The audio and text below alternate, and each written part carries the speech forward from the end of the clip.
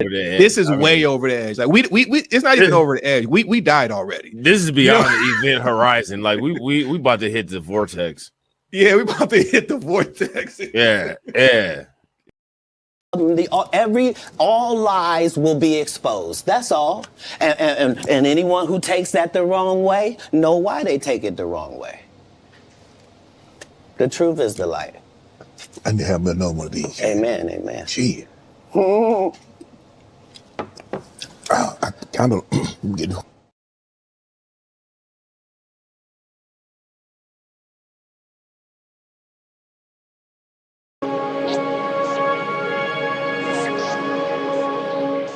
Well, negotiations, right?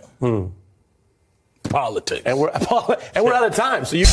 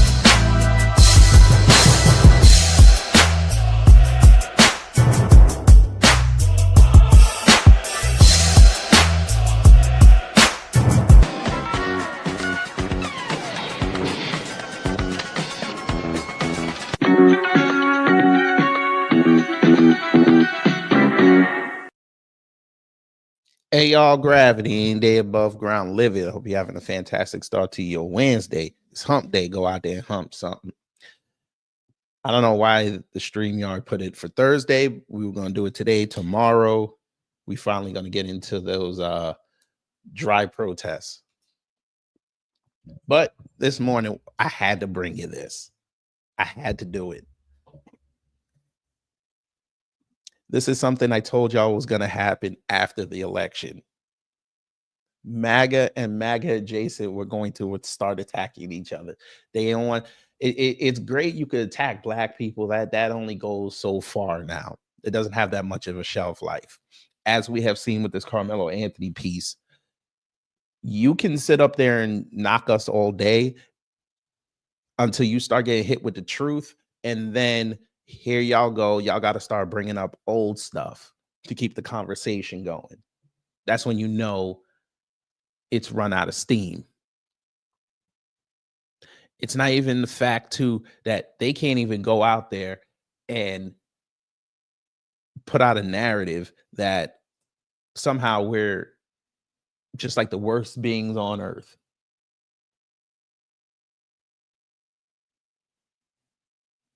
Okay. They want to focus on us so much, but they miss stuff like this. Oh, yes. MAGA. We warned you.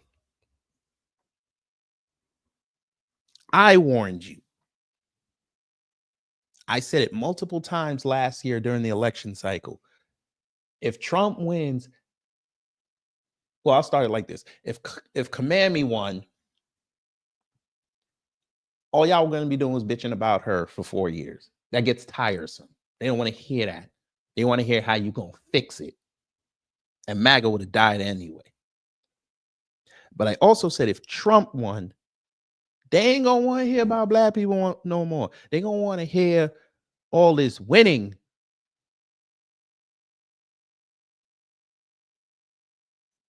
Fine, I'll put it in there, StreamYard. Leave me alone. Okay. They want to hear all this winning. Family, they lied yesterday with the stock market. They saw it start off around 1,600 points. They were like, oh, where are all these people? Where are all the doom and gloomers? Where are all the panicans at? Okay. I love how they didn't put up that the Dow fell off a cliff after that. And it's going to open up falling. But, you know, they're not going to say nothing. They're going to say you got to trust the process. Why do I say all this? I say all this because, again, I told y'all.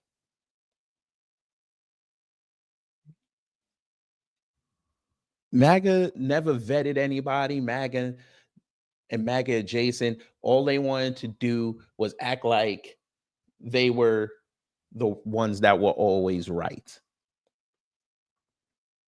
They don't like each other.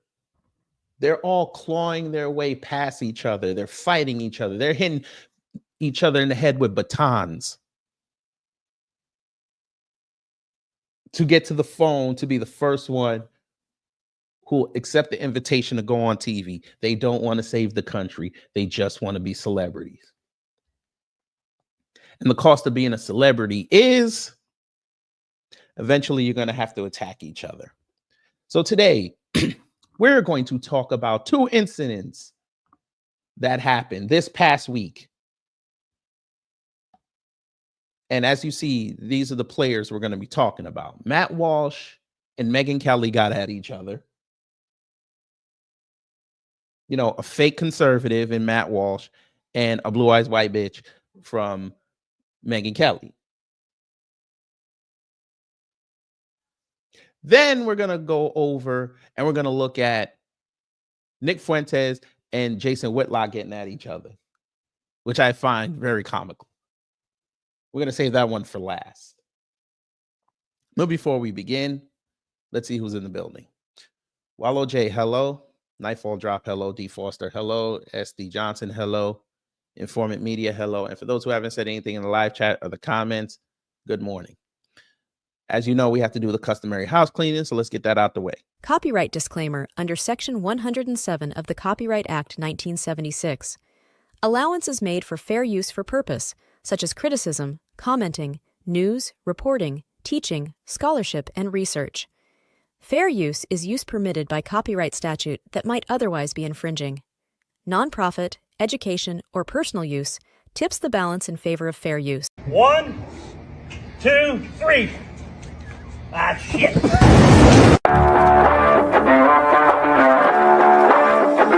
You know,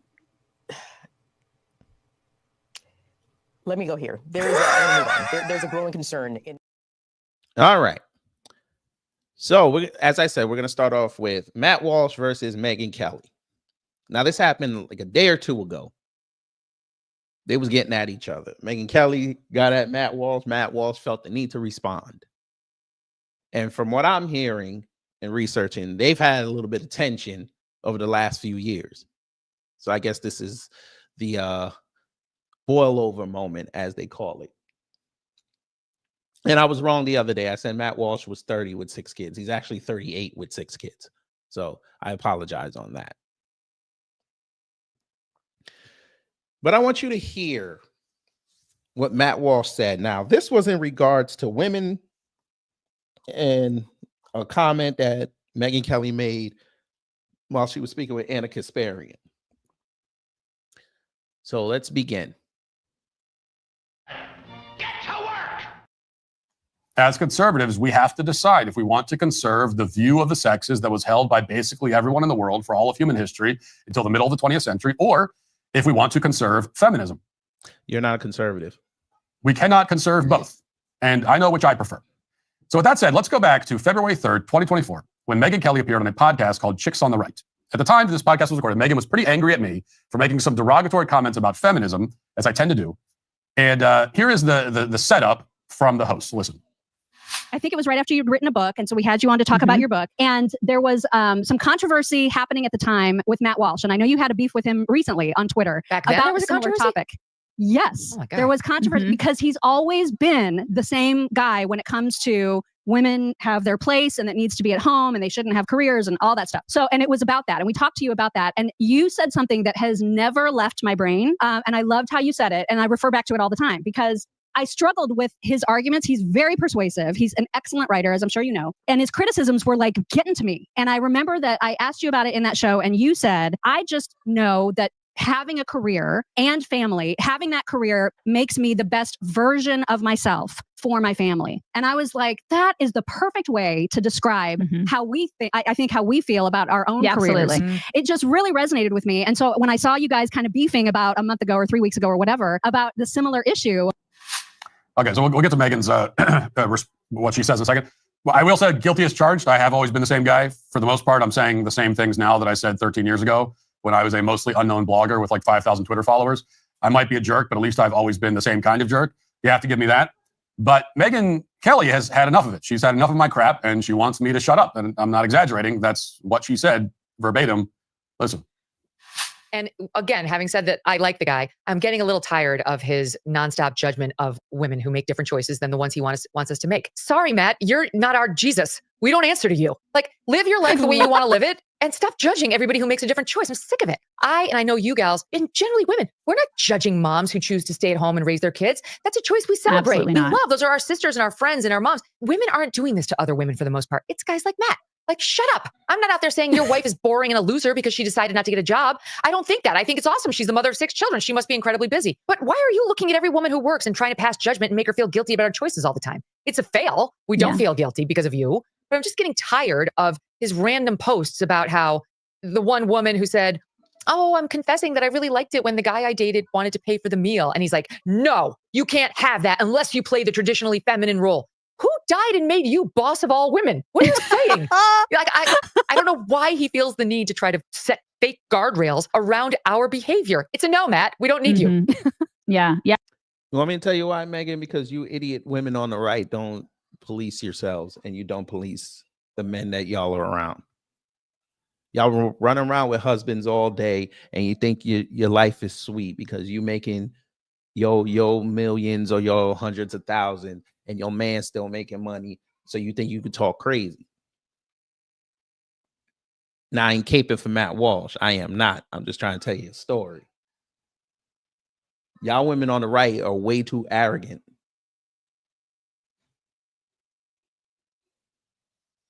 Just because somebody threw a contract at you, you think you could talk crazy. Same thing with Matt Walsh, because he's feminine. Just because Daily Wire gave him some money, he think he could talk crazy. The funny thing is they won't go outside and say this. I promise you they won't.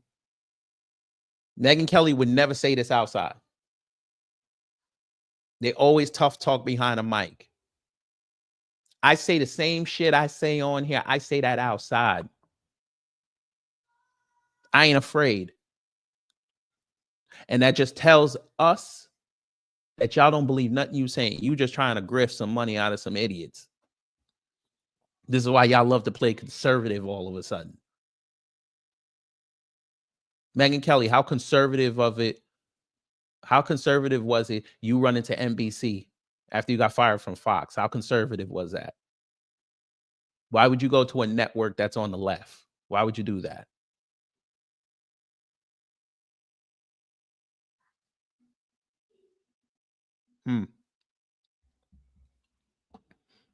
You love to talk tough when it comes to black people. Cool, come talk to black people when you have to look them dead in their face. You'll probably have 911 on speed dial.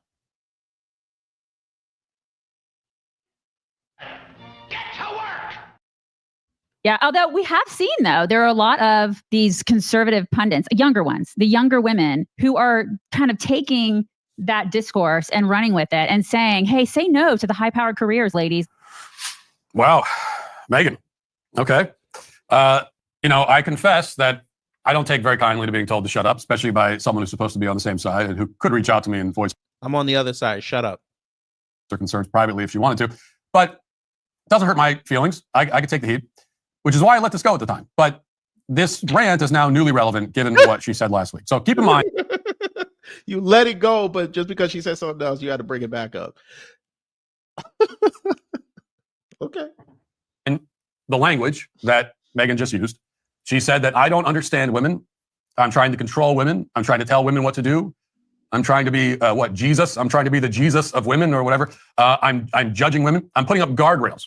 Now, I don't think that that's an accurate characterization at all, but I do think that these terms would pretty well describe Megyn's attitude towards young men. So here she is on her show last week. Listen. But here's what's happening on the right. Young women, I talk to young conservative women all the time about their lives and their goals and, you know, the things that they want. And what's happening is they can't find men who are maybe more conservative. Usually they're looking for somebody who is religious. You know, like a lot of conservative women tend to be God-loving conservatives. And how you just telling this lie? What? Don't. How do y'all?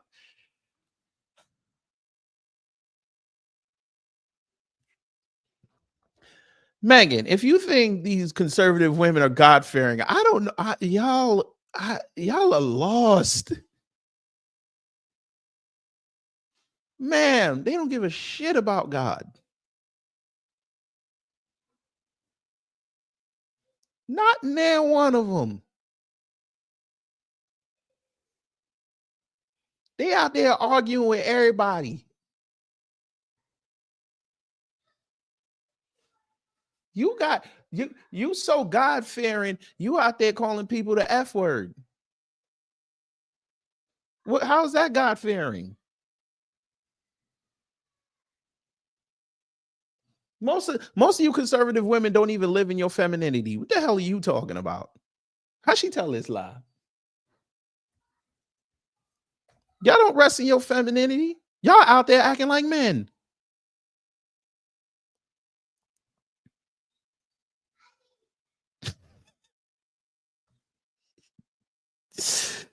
Oh man, why? What's the matter, Megyn? You didn't get enough love when you was in your 20s and your 30s when Fox News was giving you all that money? They made you the face. They made you one of their anchor faces, their pillars. You were able to go shop all over New York City and LA because you had millions in the bank. Then they got rid of you, and NBC paid you all that till you ran your mouth, and they had to get rid of you.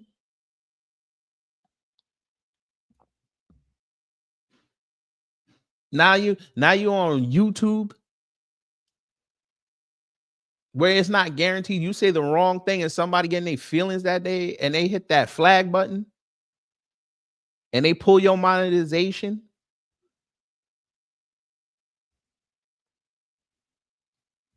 On your screen, family, are two females that don't rest in their femininity.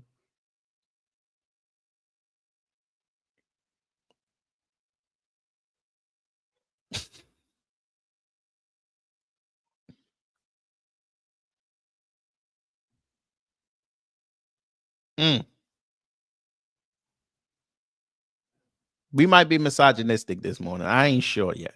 It's not even 9 o'clock yet. Let me think about it. And they can't find a lot of young men who want to marry a working woman now. And this is an actual problem that's coming up. What? Wait a minute. First, the discourse was that men were sponging off women. Now these women can't find men that want working women. What? When did this shift happen? On the right. And to me, it's so sad because it's like, how did we get to the point where we're now telling young, conservative, amazing women that they're not attractive if they also work, if they choose to, let's say, do what I'm doing and what you're doing and like get their voice out there. But I'll stick with me just because I think conservatives listening to this will like the thought of another. You broad, you have a whole husband. Shut up. You see this? Now they trying to put over the young women. Now they trying to make themselves the center of the conversation. I tell you, these fake ass conservatives, boy, Jesus. It'll take them nothing but 15 seconds to make it about them. Ma'am, you have a marriage. Why? Okay, Megyn, let me ask you this question. If you were really going to talk about this topic, why didn't you bring on one of these so-called young, amazing conservative women that can't find a man? Why don't you let them tell their story? You and Anna got husbands and kids. What is going on here? I tell you, these bitter broads, boy. These bitter old broads, these bobs. Mm.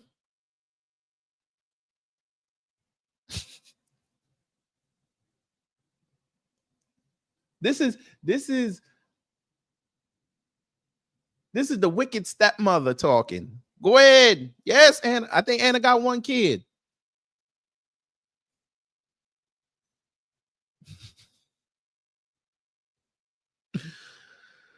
Oh God. But that doesn't work. Hold on. Wallow J, that doesn't work because Tommy Laren's married. I said bring on one of these young, amazing conservative women that can't find a man.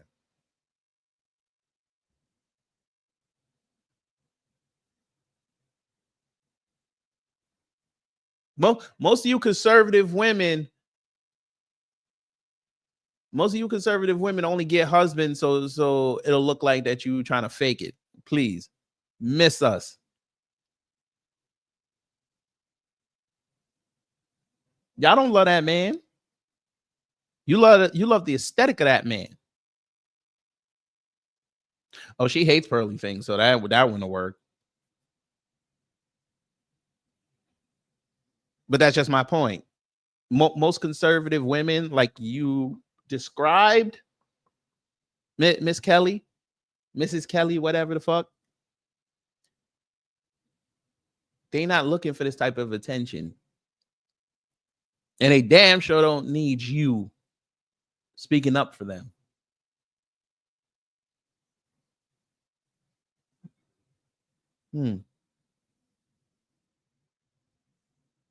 This is the woke right, family. This is the woke right.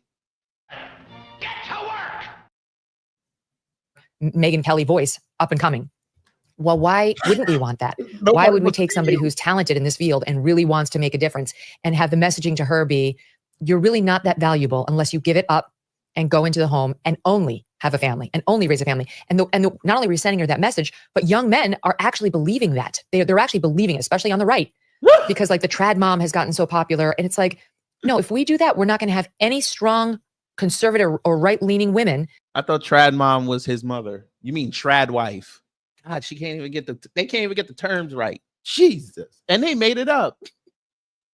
To provide a role model for younger conservative women who, and there's nothing to apologize for here, don't necessarily want to spend all their 20s and their 30s getting married and having kids. So Megyn says that young men these days don't want to marry a career woman. And she says, why not do that? You could just get a blue check on X and just put up posts all day and get a check from Elon. Why not?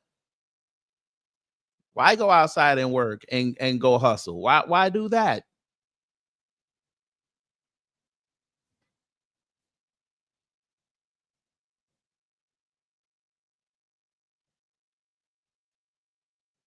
this is a real problem. She says that these young men are not attracted to working women, but obviously she thinks they should be. That these men are believing the anti-feminist propaganda. They've been duped, says Megyn Kelly. It's very sad. She says it's sad. In other words, it seems that the one putting up guardrails and judging other people for what they want in life is Megyn Kelly. No, it's both of you, because you fake conservatives think that you can police everybody because you think you're right, because you somehow got the will of God that told you to do that, and y'all can't even keep y'all's houses in order.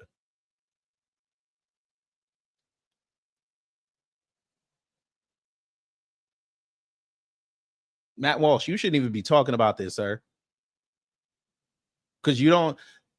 As much as you want to lie up here, you don't even advocate for working households. You do that when it's convenient for you. You could have made your whole platform about the sanctity of marriage. No, you made it people. Do you understand, family? And the reason why I said what I just said was for this reason. When you go to DuckDuckGo and you put up Matt Walsh, do you understand they have linked, he's so toxic, they've linked him to transgenderism. Nothing else. When you put his name in, his show will come up, and right under that, it'll be a whole bunch of things about trannies. Sorry, transmissions. That's it. If he gets thrown off social media, that's what he's going to be known for.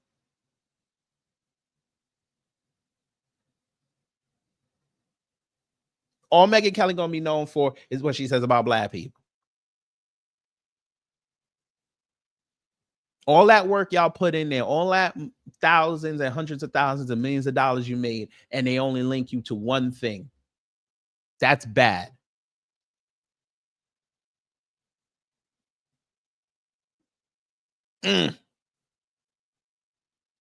They're all feminists.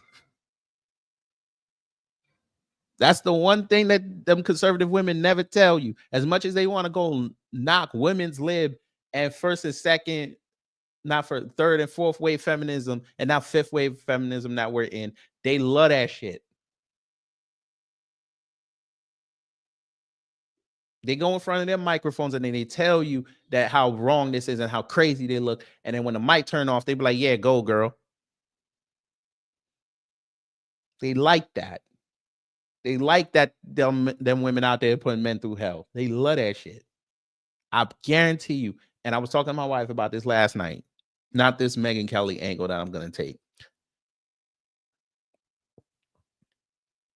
Megyn Kelly is finna go after Quinta Brunson if her ex-husband, because they divorced now, he take all her money. She's going to champion that shit.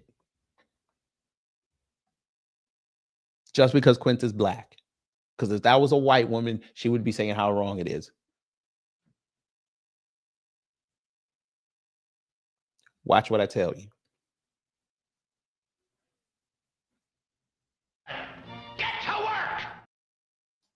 Doesn't seem to understand these young men. She says that I don't understand women, she says. And the reason why I say that is because Quinta says something on a podcast that Megyn Kelly I know found, and she's going to make a video on it. Watch what I tell you.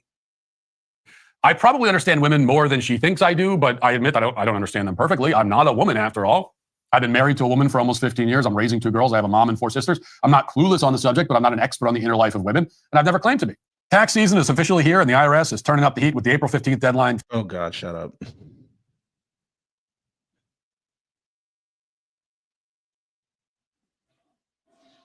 And about attraction.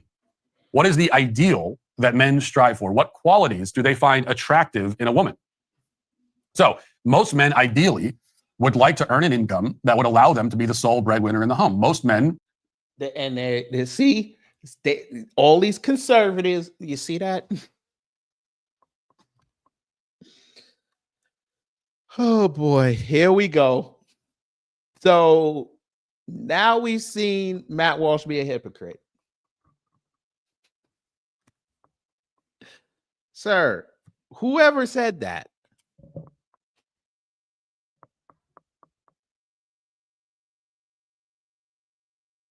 do y'all see this? Do y'all hear this? Now he gonna talk for all men. When have we ever said that? That's a decision we make between us and our lady, us and our wife. That's not a prevailing thought. I don't know where they got this from. Oh, wait. No, I know where they got this from. They got this from Ellis Island. That's what it is. I actually do the mathematics. Yeah. Math don't lie. They got this from their Ellis Island immigrant family members. That's where this came from. Because them chicks, when they got over here, they couldn't work, or they would work for some maid or something. But most times they would be in the house being a homemaker while dude went out there and earned a paycheck. And they think feminism never existed. I get it now. I get it now. Sir, We don't care if our women work or they don't. But we not out here acting like I gotta be the one making all the money. The fuck?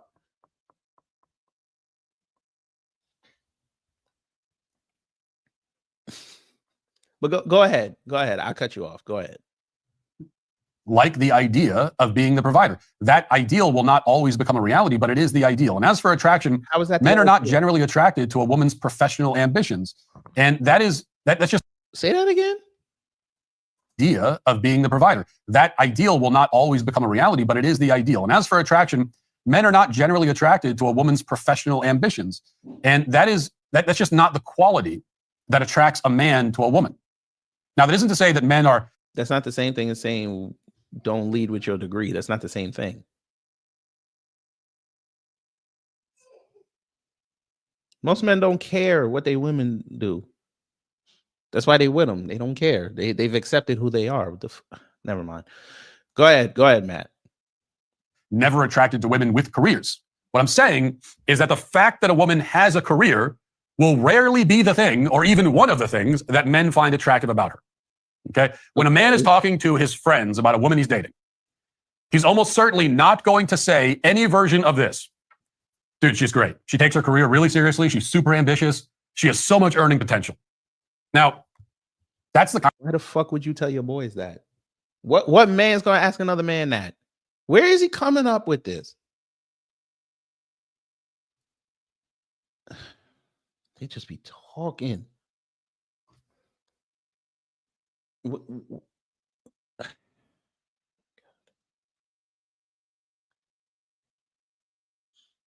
My head hurts. My head hurts.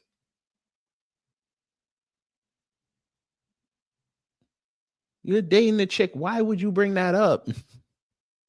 I'm not getting it. Usually they would proffer that. They would ask you, yo, what does she do? But most men ain't gonna ask that question.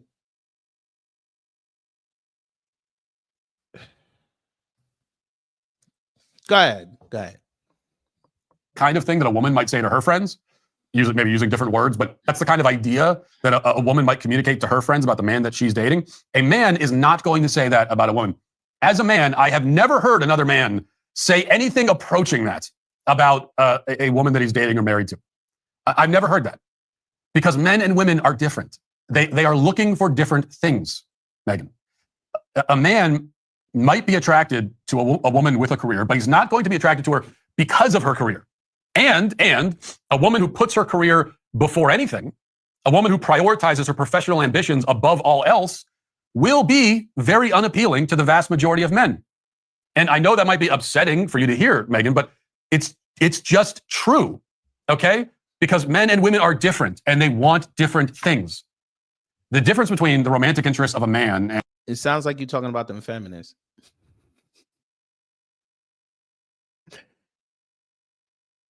See, Matt Walsh thinks that every woman is a feminist. He just outed himself. This man been so out of the game so long, he don't even know what's going on. So he's going off a peripheral view.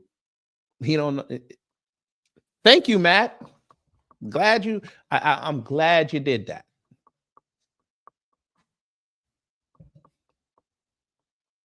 And of a woman could perhaps be best summarized this way. Here's a kind of a thought experiment. Mm-hmm. If you give a man a choice between an attractive, sweet, kind, feminine grocery store cashier who makes $13 an hour and wants nothing more than to become a mother one day, or a high-powered, ambitious, loud, rich corporate girl boss whose greatest... Hold on. How would you know she made $13? See what I'm talking about? You see what I'm talking about? Dream is to be a CEO one day. Most men, I'm telling you, will choose the former without hesitation. They don't even need to go... How do you know that? How do you know that? You just said men and women are different. How do you know what that man is attracted to? This is what I'm talking about. He just be talking and then they own themselves. The fuck? The chick that's making $13 an hour, she's sweet. She could be an asshole later. The girl boss could be acting like that, and then when she home, she act like she's a traditional wife. This is why you get to know people. But again, y'all are going off stigmas. You know what he just did, family?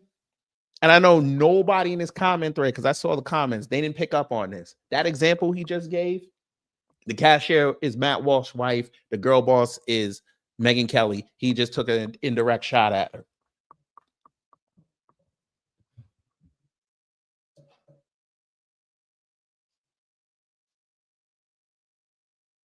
He basically just called Megyn Kelly an obnoxious B word, but he didn't want to say it because he know how that was going to come off as.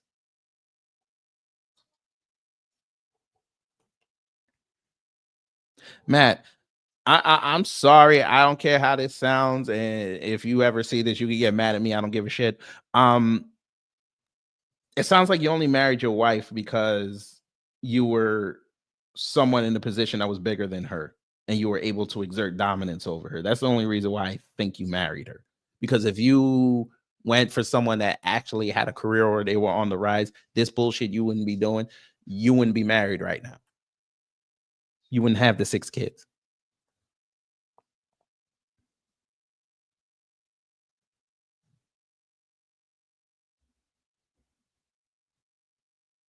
You like weak women. So you could come in looking like Superman. That ain't how life is.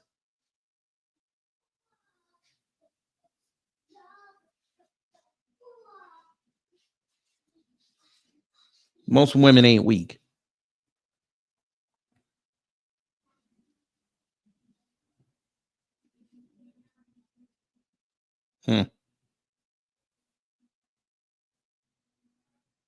Did Megyn Kelly intimidate you? Because this sounds like a crash out. Because I don't know why. If you don't vibe with somebody, why are you bringing up something that happened a year ago? Leave it alone. They said what they said. Move on. There's other fish to fry out here. She brought up your name again. Okay. You did a whole 21-minute video about this. You could have did a 2-minute response and destroyed her and moved on. Few more. We'll probably do another minute and then we'll move on to the main event. Go ahead, Matthew. So sad what these conservatives have become. These alleged conservatives have become. So sad. Wouldn't consult their friends about it or think about it or pray about it. They're going to take the former. Okay, they're going to take the cashier. Now, if you give women the same choice, the mild-mannered, unambitious guy working a cash register or the highly paid corporate go-getter, you're going to have a lot more takers for the latter option. A lot more. Now, why is that? Am I saying you just call women gold diggers?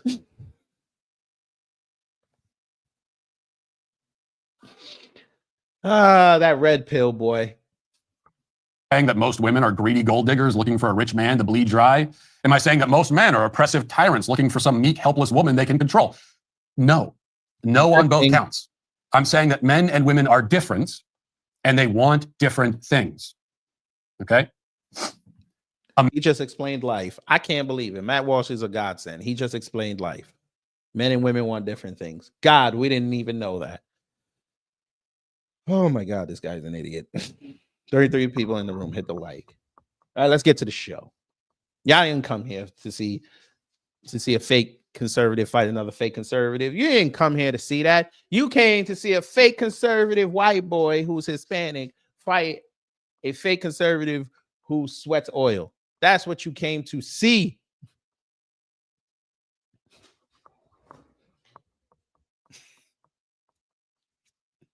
So, Nick Fuentes and Jason Whitlock have been throwing shots at each other, and I like it.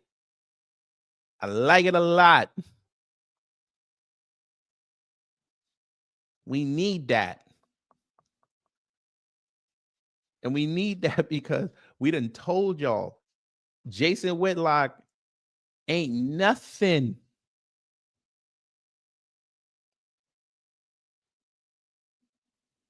All he does is go outside trying to start trouble with people so he could play victim.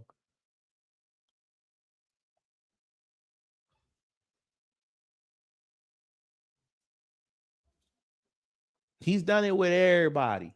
And then when he start getting caught, he try to play that Christian move. Well,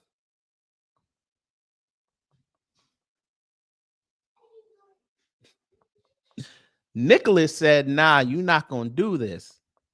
And Nicholas ventured into the racism.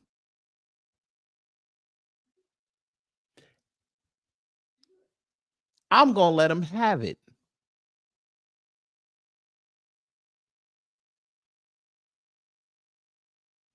And it was beautiful.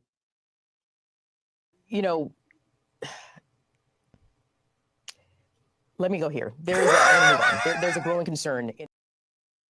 Now, we're going to start from the beginning because we want to make sure you have full context of how we got here. Because it would have been easy just for me to play the Nick Fuentes response. So, this is Jason Whitlock. I don't know when he did this, because y'all know he blocked me. And I don't listen to his channel. But he did this segment on his show. So let's see what he said. I'm actually interested. Because I don't know why you're talking about Kendrick and Drake. It's like y'all keeping that alive for no reason. But all right. Let's see. Get to work! Reacting to Austin Metcalf's murder. What the fuck was that? You see what he just did? Y'all see what he just did? What was that? Sir, you just became a drop. Here's Nick Fuentes reacting to Austin Metcalf's murder. And I will tell you this as plainly as possible. I don't want to live around black people. I just don't. It would be irresponsible if I had a wife and kids to live near black people. It just would be. And that's not to say that every black person is violent. It's not to say that every black person is the same way. Sir, you live in Chicagoland. What are you talking about? You see how you see this? Oh my God. Okay. All right, dude. But we watch the news. We read the papers. When you drive downtown in Chicago, you know who you got to look out for and worry about. Yeah, drunk white people. What are you talking about? Downtown Chicago, rich downtown Chicago, the Miracle Mile. I'm sorry, not the Miracle Mile. Magnificent Mile, that the Gold Coast, that's what you talking about?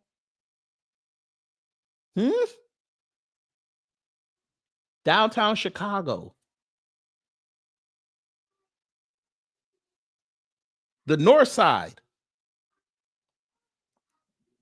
Okay. All right.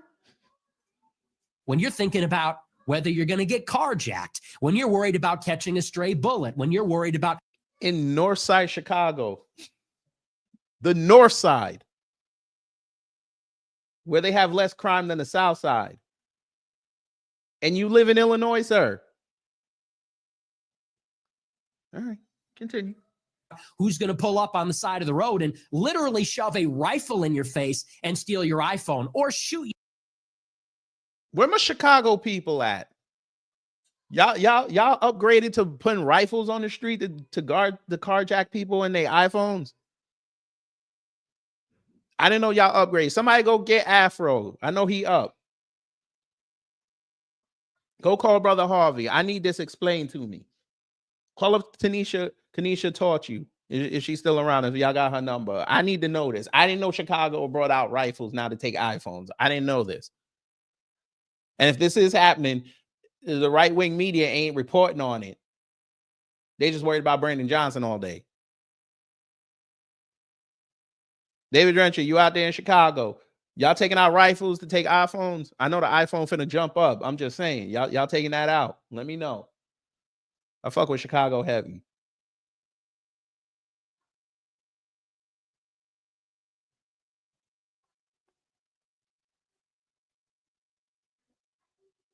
You point blank execution style in Y'all pizza still sucks though. Lincoln Park. We know who's doing it. Lincoln Park? I thought Lincoln Park was on the south side. Maybe I got it wrong. Rifle in your face and steal your iPhone or shoot you point blank, execution style in Lincoln Park. We know who's doing it. Isn't Lincoln Park in the south side? Maybe I got it wrong. All right, go ahead. By the way, again, family, he live in Chicagoland, so I don't understand how he messing this up. But okay. I don't want to live near them. I don't want to be near them. Oh, so that's north side? They Okay. make me nervous. I might be confusing it with Grand Park. Unfortunately, we just don't know. When you're on the subway, when you're driving in your car, when you're in the city streets, you don't know whether the black person in proximity to you is one of the good ones or one of the ones who is going to summon an unbelievable, I mean, literally for people like us, an unthinkable level of spontaneous brutality.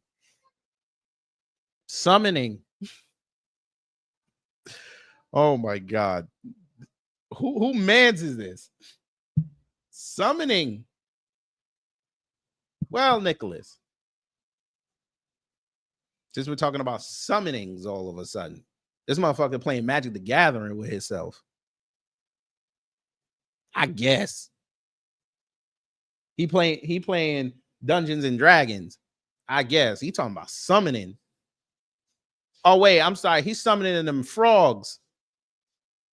So Grand Park is downtown too. So what is he talking about? I've never heard of somebody get hit with a rifle for their iPhone. I've never heard of this. But Nick, since you want to summon things, we're going to help you out. I sacrifice both of my creatures to summon this! My blue-eyed white dragon!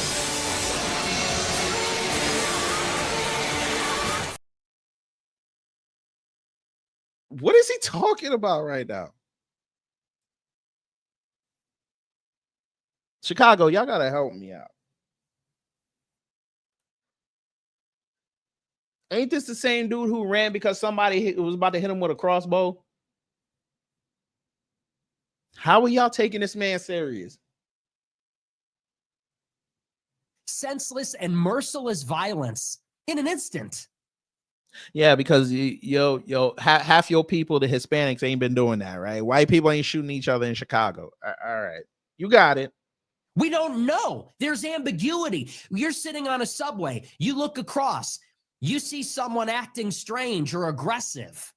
Is this someone who is going to pull out a knife and in 2 seconds slit my throat and kill me? Or is this just someone who's having a bad day? We don't know. I'm not willing to risk my life. Bitch, you don't even go outside. The fuck is you talking about? Fam, this man admitted he don't go outside.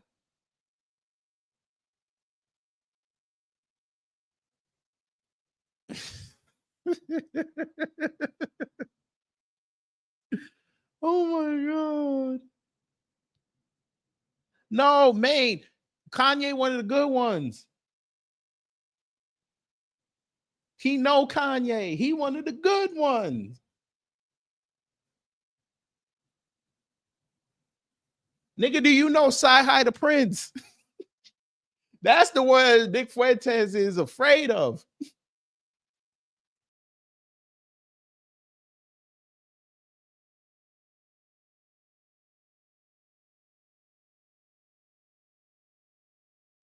I kicked myself out.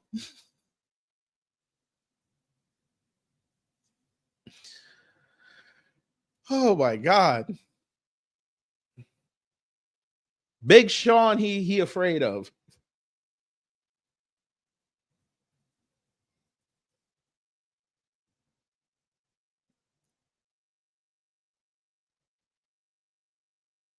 He afraid of Pusha T. He might even be scared of J. Cole now because J. Cole got the dreadlocks.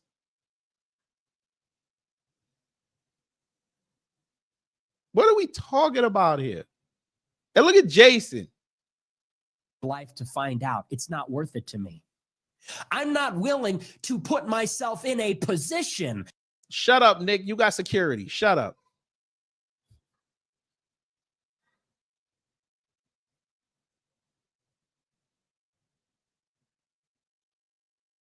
It was like a whole thread. God damn it.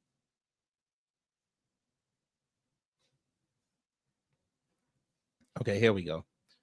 So then what he just said is difficult to hear. It's not the proper reaction, but it's not insanity. And the reason I say that, and look, this is the first time I believe I've ever talked about Nick Fuentes in any detail on this show, because I really hadn't paid much attention to him. And then I've been forced to pay some attention to him and the gropers movement or whatever. And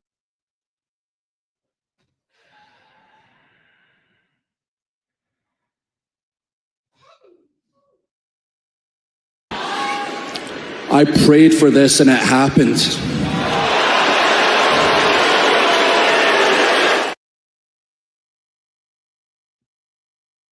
Sir, why did you have to pay attention to him? Because of the groypers. You know how many people ignore Nick Fuentes? You even got people in the conservative movement not even talking about Nick Fuentes. Oh, why you block you? Because I went in on him over Dion.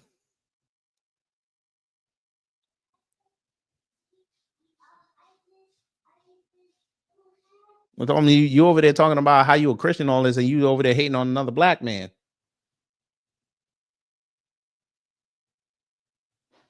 I was about to tell him he was borderline stalkerish, but he blocked me by that point.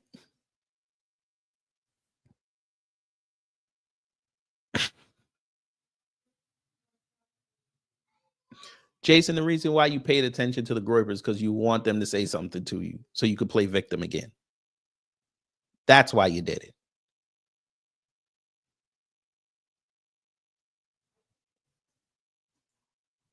Since we're going to have to read between your words. Get to work! And a lot of that has to do with the Christ is King debate. I've had to look into it. But I get his response, and I'm going to tell you why. Because I believe it was in 1993. Jesse Jackson, the leader of the Rainbow Coalition, the wannabe heir to Martin Luther King, said more concisely the exact same thing Nick Fuentes just said there. And Jesse Jackson, I believe, terrible leader, a heretic, a fraud, but he said, is you describing yourself? Said the exact same thing. This is a very famous quote from Jesse Jackson. I want to read the whole thing in its entirety. He said, we must face the number one critical issue of our day. It is youth crime in general and black on black crime in particular. There is nothing more painful to me at this stage in my life than to walk down the street and hear footsteps and start thinking about robbery. Then look around and see somebody white and feel relieved. After all we have been through, just to think we can't walk down our own streets. How humiliating. It's hard to track that. I remember this. I lived through Jesse Jackson saying this. I thought it happened in the 1980s. The best sourcing I could find said he said this in 1993, but I thought it was in the 1980s. And what he said there, and he got in a lot of trouble, and the liberal media jumped down his throat and made him backpedal and made, oh, this is terrible. How dare you say this? Don't you know white people are to blame for everything? But Jesse Jackson said basically the same thing Nick Fuentes said last night. And both of them, heretics. And I'm not saying that there's no one that I know, regardless of color, who hasn't had those thoughts flash through their head. You can't pay attention to the news cycle. You can't be from the communities where black on black crime is rampant, where anytime you go into a black nightclub, you got to go through a metal detector before.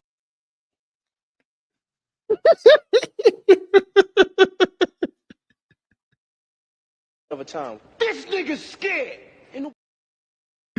Bruh, you know how many white clubs I went to? They had metal detectors. They had the wands. People were checking people's bags. What the fuck is you talking about? Sir, I've gone to Webster Hall in New York how many times? They had the wands. They had the buckets. Them chicks was looking through people's bags. What the fuck is you talking about? It's not only the black clubs.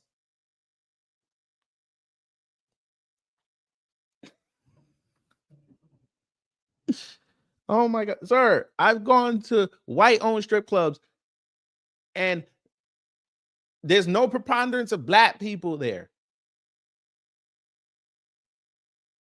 And they still check you. What are you talking about? How you tell this lie? Yes, because only so the Hispanic nightclubs don't have no security, right?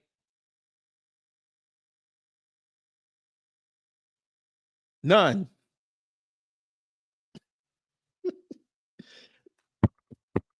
Let me help y'all. Yes, there's black on black crime.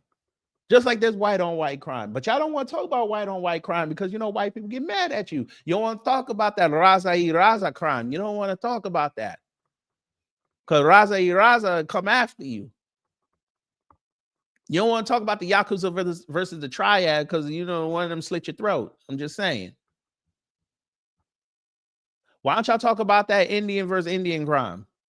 That shit's rampant in this country. They got Indian gangs. Why don't y'all talk about that? Why don't y'all talk about them Australians versus them Australians? They out there throwing kangaroos at each other. Why don't y'all talk about that?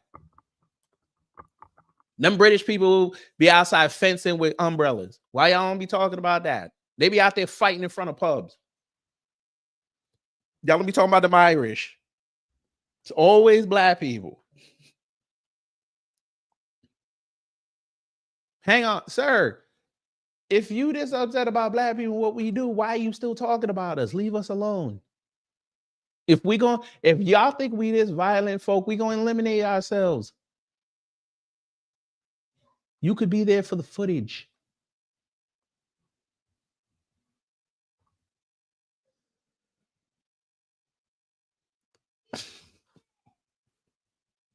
I swear to God, I love it though. Continue. Before they let you in.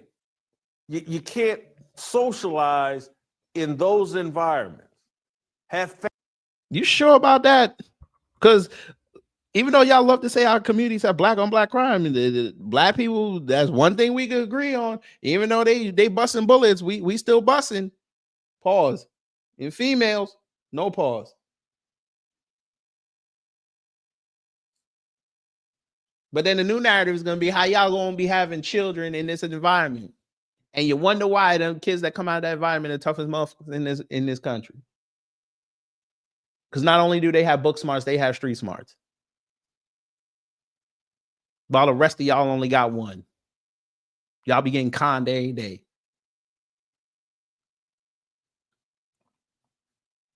I want you to understand this, family. I swear to God when I mean this. The black folks that didn't jump out the window on this Carmelo Anthony piece, who waited to hear everything, guarantee you ask them, yeah, I grew up in the hood. Everything that Jason's saying, yeah, I had some element of it. Maybe I had all of it. But the one thing I had, my parents told me, You see them gang members out there, you see them drug dealers out there. That shit may look great, but you better look between it. And you better understand the consequences that come with it.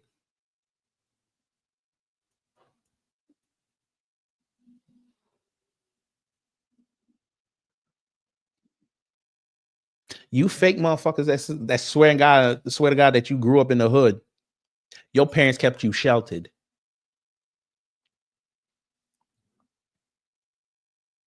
You didn't get to experience the hood, the real hood.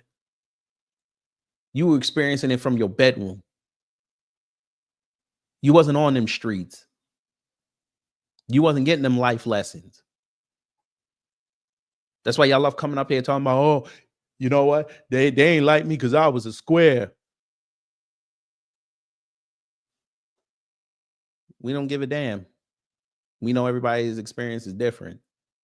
We just ask you not to sit up there and try to play holier than thou. That's the only thing we ask.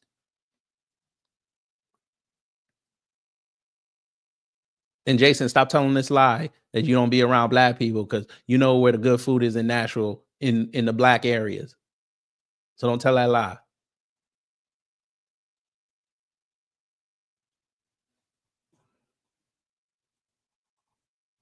So instead of playing Get to Work, we're going to play this for him. Of a time. This nigga's scared.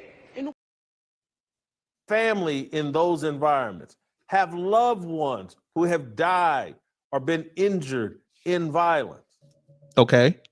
You can't live in a world where every black person thinks, or the majority of black people think, as soon as I make it, I'm moving away into a white suburb. What the fuck? So how's that working for all the black people that are moving to Atlanta? How's that working for all the black people that move into PG County? How's that working for all the black people that are going to Houston? How's that working out, sir? How's that working out for all the black people that get some money and they live in Orlando and they go out to Apopka, where all the black people at? Where y'all at? Why we not talking about this?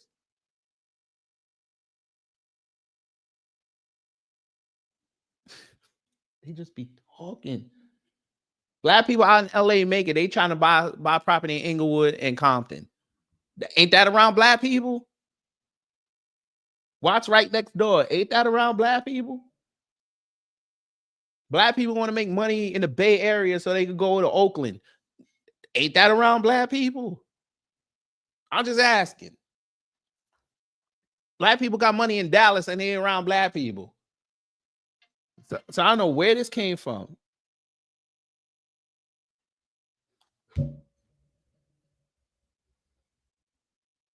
They just be talking, boy. Gotta love it though. Of a time. This nigga's scared. You can't live in this world without having the thoughts that Jesse Jackson expressed years ago and that Nick Fuentes just expressed last night. And what ties Jesse Jackson, Nick Fuentes, and we can go all the way back even further in history. What ties it all together is we've never tried the proper solution. We've never, rather than give in to bigotry, rather than to give in to skin color bias, we've never legitimately fought back against a culture that has been installed by Hollywood, the music industry, the idols set up in the culture. We've never said, hey, men, black, white, those of you that believe in Jesus Christ, let's come together under that umbrella. Let's come together under Christian culture and obedience to Jesus Christ.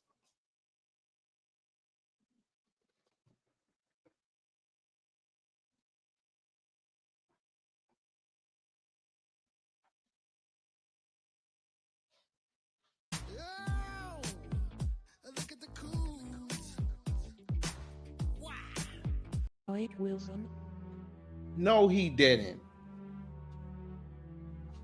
No, he didn't. Family. I swear to God, this right here just told you he don't know nothing about the black community. I can't believe this. Sir, okay, let's help you. We don't do anything to improve our children's situation in the hood. We don't do anything to improve our people's situation in the hood. We don't do. So you don't have all them activists outside fighting to get all these other groups out of our communities that exploit us. We not doing that, right? That doesn't happen. You didn't see what happened at Red Apple Nail Salon in Brooklyn.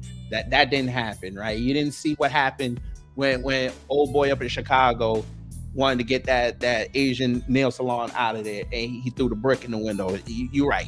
We don't do nothing. There's not a whole school started by black people, charter schools with 100% graduation rate in Chicago, and then you're trying to expand nationwide. You're right. We don't do nothing. You don't have filmmakers out in Hollywood that are black are trying to put out, and screenwriters and directors trying to put out positive images for black people. You just think in Hollywood it's got to be either gang culture or media culture. Yeah, you're right. We're not doing none of that. Right now, I'm part of a sector of YouTube that are trying to make positive changes in the community. But you don't want to bring that up. And you are very aware of us. So we just wasting our time, right? Black women out there trying to teach black girls to love on themselves and love their natural beauty. That don't help. All them videos with black men outside with themselves and their little boys and their teenage sons in suits, networking and trying to show a positive image. We're not doing that, right? We're not doing none of that, right? We sitting there. Somebody black says, for y'all, because I know y'all black American. Whether if I'll say it like this, black Americans out there putting out new businesses, new grocery stores, new law firms, all this, and you see post after post after post after post saying, go do your thing, go get that money. Likewise with the Caribbeans that are on code. Likewise with the Africans on code. Y'all just missed that, right? We had a whole micro community built in College Park, Georgia. Everybody black was out there reposting it and giving them thumbs up. How do I get applications? Less work. We out there celebrating them black folks that are making that money in PG County. Like, go get that. We putting out the news story saying they trying to move in them illegals up in there, trying to bring down their house value. We out there promoting it. You got them black kids out there getting millions of dollars in scholarships, getting accepted to 60 schools, while them Asians over there crying that they can't get into their preferred school. And we putting out the stories, we putting out the posts. We not doing nothing, right?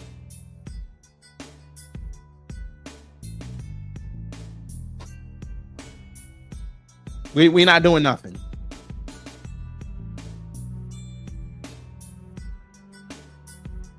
We got black folks on YouTube. We promoting their channels.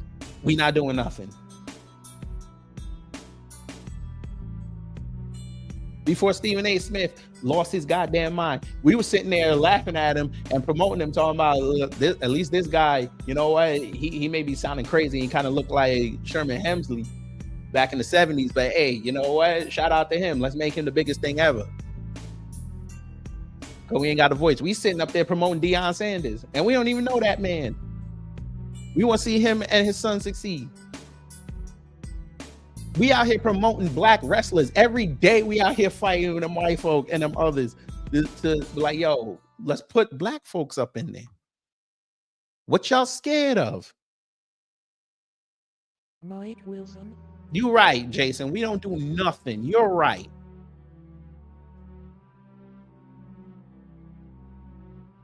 You just see the post where you see black people say, oh, you know, this one is a scam. Oh, this one, they just sowing divisiveness. That's the only post you see. And this is just how I can tell you, Nick Fuentes, and the rest of these idiots that love talking about us ain't around us.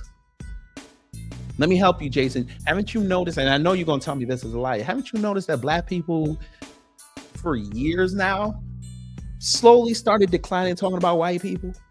We don't even bring them up no more. Anybody in the chat can attest to this. Anybody. How long has it been since we didn't just arbitrarily make a post about white people? We don't even bring them up.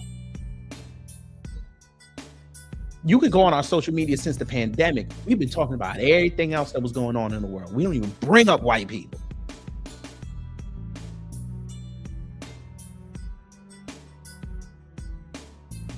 And that kills y'all. Because we can go talk about anything and make it pop.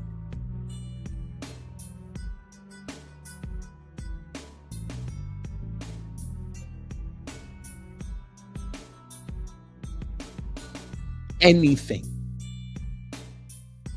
And then y'all see it and then y'all copy off of it. Case in point.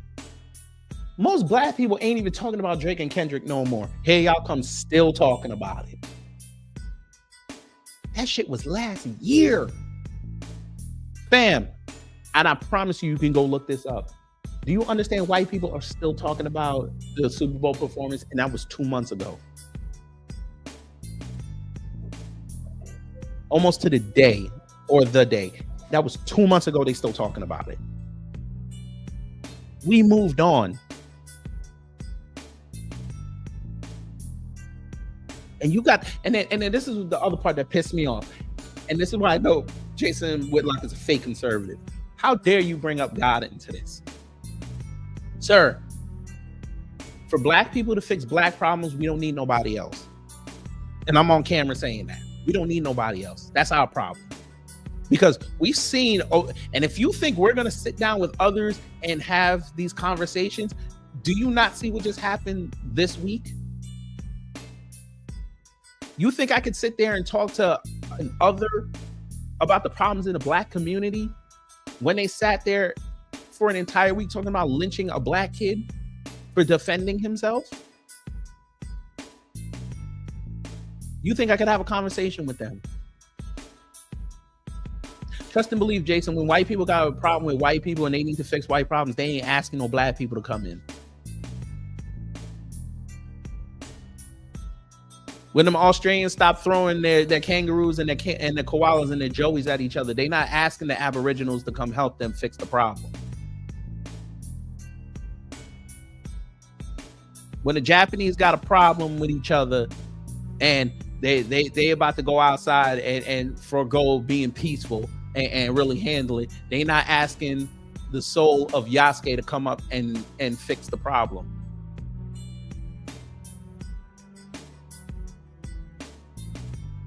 When British white people got a problem with each other and they outside putting down the umbrellas and opening them up because it started raining, they not asking the black British that are probably either African or Nigerian to help them with the problem.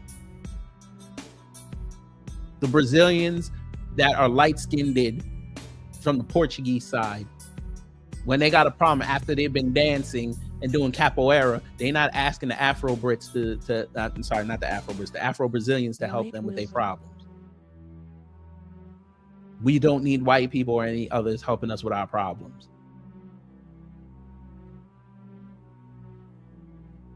Maybe you'd like that. We don't need it.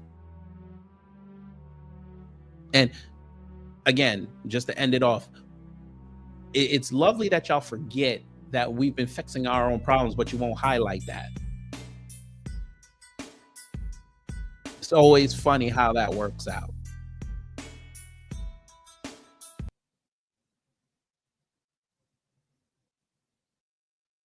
Of a time. This nigga's scared. We've never tried that as the solution.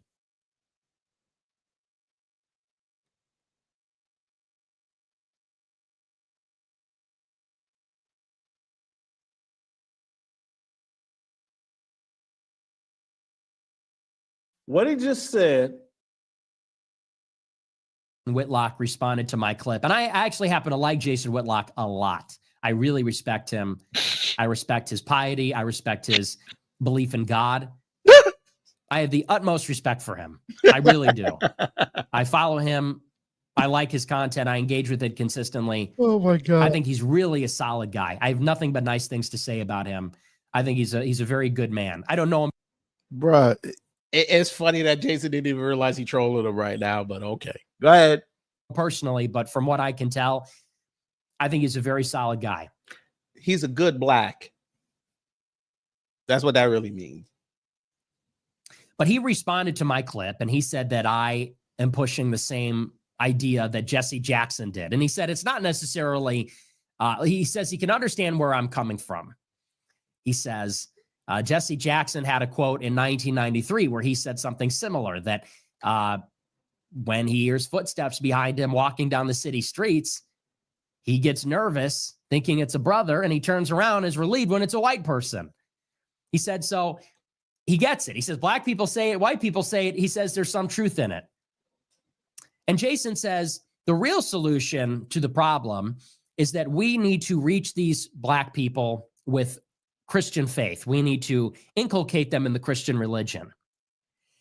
And I actually understand where he's coming from, because I can imagine that if you are black, you empathize on some level. If you come from that world, if you come from that community, and you know people that are in that world, part of that sort of way of life, I can understand why he would have more empathy for gangbangers, for, you know, these black kids that are lost to the streets than white people do.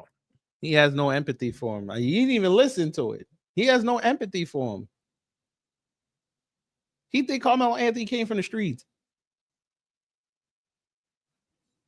He running with them white folk who think that he didn't have a father in the home.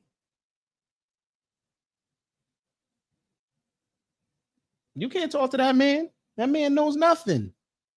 But I see what he's doing. He's slowly making Jason look like an idiot. I get it though. Go ahead. In the same way, honestly, honest to God, let's be fair. Let's be absolutely fair that white people have sympathy for the people who are problematic in our group.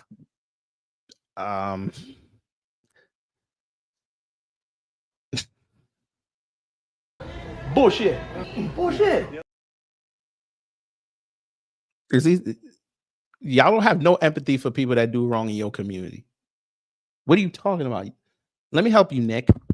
You know what y'all got? Y'all got defenses ready for them. That's not empathy. Y'all not looking to help them get better. You're not.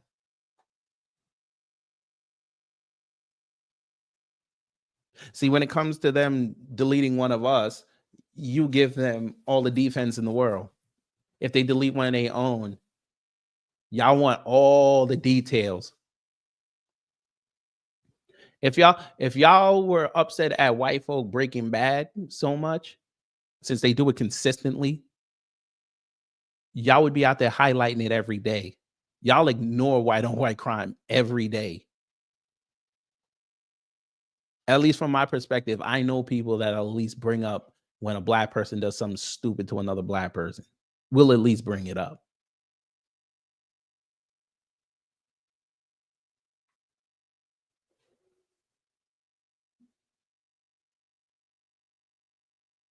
But go ahead. Which is to say, when you look at a school shooter or something, when you look at an Elliot Rodger, when you look at someone like this, let's just be fair. A lot of white people do say, well, you know, so-and-so was bullied. When we look at incels. That's a lie. That's not what y'all say. Don't even tell that lie. That don't work no more here, Nicholas. That does not work here anymore. Y'all want to find out where their political affiliation is off top, so you know how to get at it.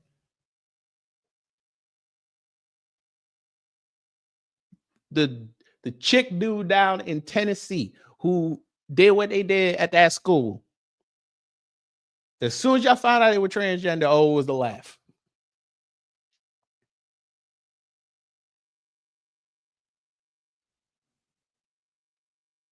Y'all looked up Peyton Gendry and found out his people from Ukraine. Y'all didn't say this is wrong. We got to cure this. That's not what y'all said. Y'all don't care if they were bullied. Okay, Nick, you weren't alive when this happened. You were barely an infant. When Columbine happened, guess what? It wasn't about bully culture. That's not what the news made it about. They made them about being loners, the trench coat mafia. That underground goth scene. That's what they made it about. They give y'all excuses all day.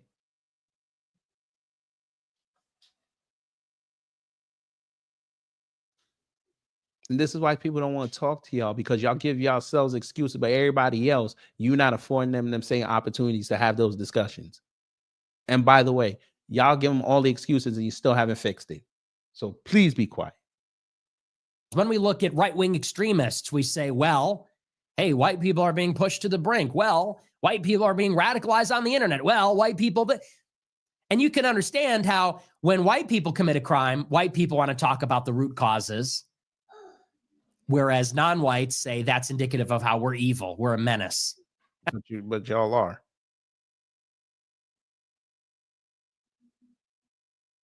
People that aren't evil would not see a discussion about slavery and how bad the slave masters were, and you have proof that they were, and bring up, well, without that, we wouldn't have America.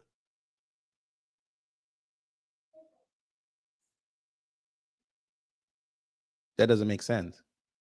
Especially if you're going to tell me you a God-fearing person. Y'all saw what happened with the Egyptians and Pharaoh when he played with them Hebrews.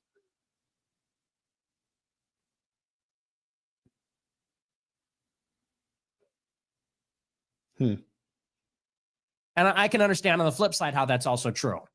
How when black people see black perpetrators of violence, they want to talk about root causes. They want to say our young black people are not being given a chance. They're not being given the gospel. They're being poisoned by the media. That's why I can understand why he's more empathetic. The gospel, we don't bring up the root cause of what's going on in the black community is a lack of God. That's not what we say. We say it's a lack of resources. It's a lack of opportunities. It's the government messing with the black community because they need a permanent underclass. That's what we say.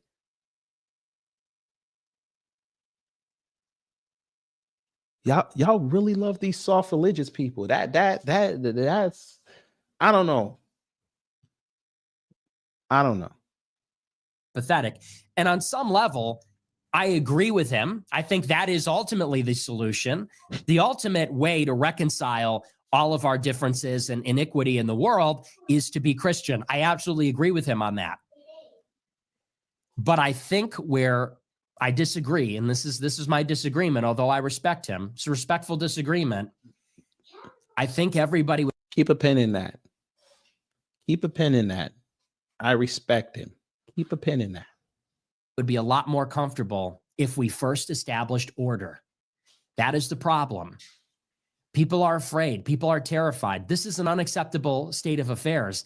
And when I hear what Jason Whitlock says, forgive the comparison, because I don't mean this in a nasty way, but it doesn't to me sound much different than what Brandon Johnson, the mayor of Chicago, says. The mayor of Chicago, we have a real problem here in this city. And the Black Teachers Union, mayor of Chicago, says it's about root causes, creating opportunity for young people. That's always the line. It's always investing in the youth, mentoring the youth.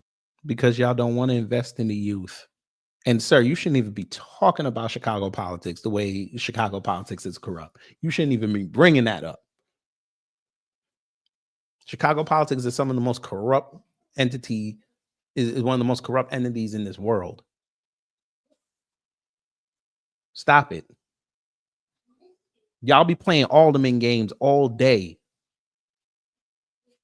If an alderman got a certain demographic, they gonna get their streets plowed before the other one. If their median income is a certain height, they gonna get the privileges. Y'all know it's a lack of resources, but y'all too scared to go out there and fight for it. You think y'all want white people to fix their own problems. How white people gonna fix their own problems when they created it?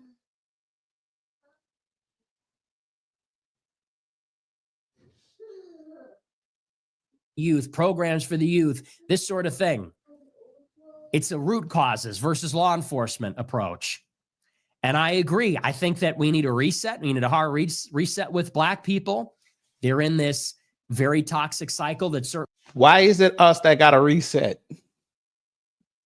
Why is it us? You see what I mean? Why is it us? So it's either one of two things why you said that. One, you understand we're the moral compass, and if we get right, then everybody gonna get right. So again, y'all using us to quote unquote absolve yourselves of what you've been doing wrong. Or two,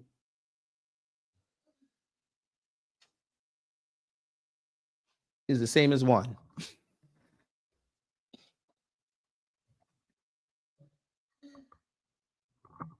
Why don't y'all reset your own communities and lead by example since y'all say y'all run everything?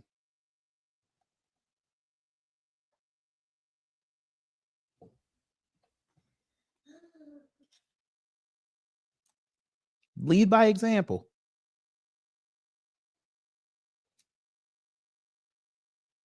certainly not making things better.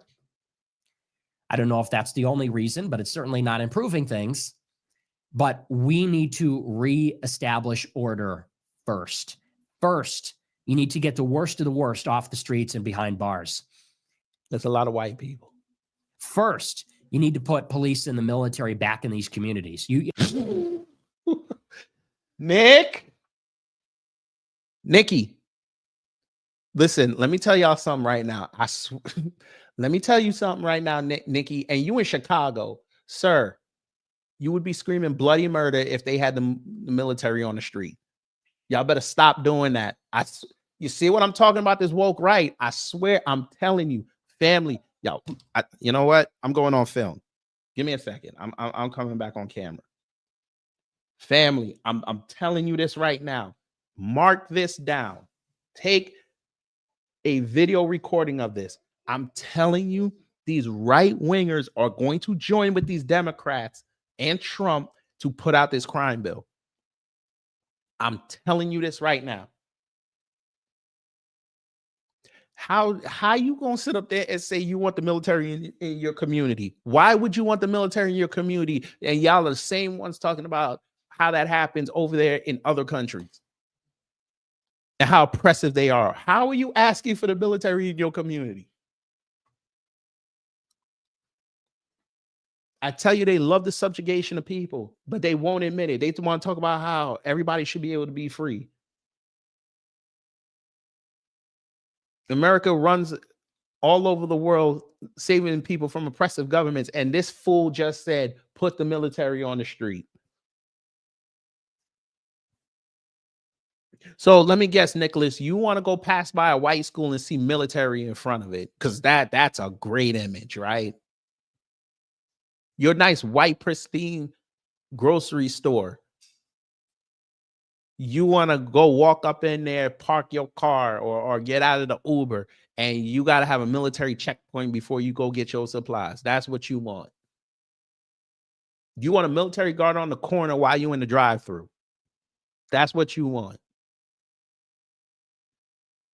You want to be outside relaxing on a summer night, and you could actively see drones flying around your neighborhood. That's what you want.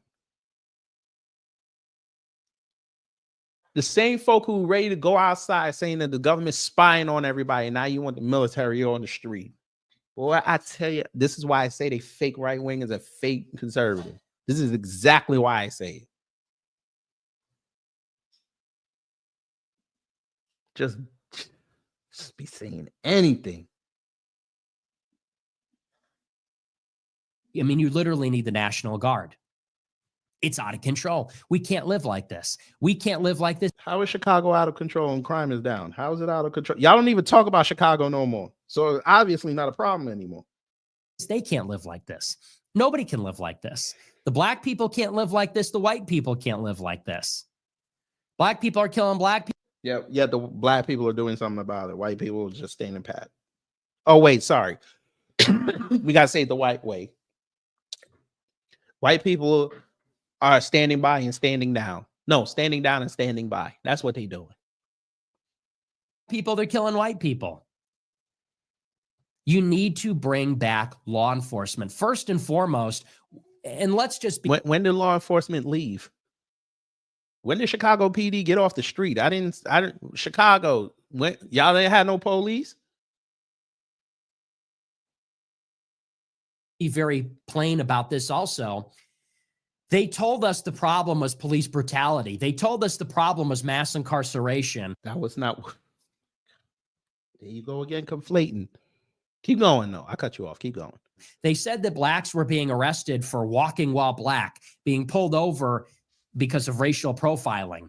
They said that in many cases they were being imprisoned because of nonviolent drug offenses. They wanted to abolish the police. That's not what. Oh my God. Again, the black community is not BLM, sir. And again, you're not around black people, so you're not privy to our conversations. We said we want fair policing across the board. That's what we said. There's no reason why we should be the most exonerated people in the country. That should be everybody. There's no reason why we get harsher sentences. That should be for everybody. If you're going to put out a law saying you can't do something, you can't give one person 5 years and the other person 15 for the same thing. That looks weird. That's what we said. We said y'all need to start prosecuting these cops for doing egregious things. Not you pick and choose or play the thin blue line. Because we actually, again, since y'all don't have this anywhere in your bone or your marrow, we actually have empathy for people. We're the only ones on this planet with empathy.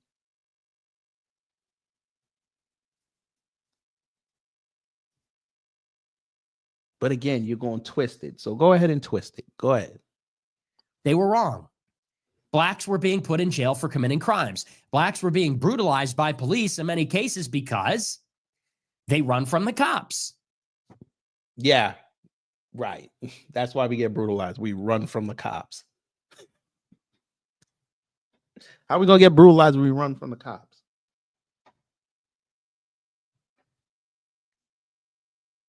Nowadays, they don't even wait for us to run. They just take us out. And that should tell you something. If a suspect runs and you have to brutalize him afterwards, that whose problem is that? You basically just brutalize somebody over a charge of resisting arrest.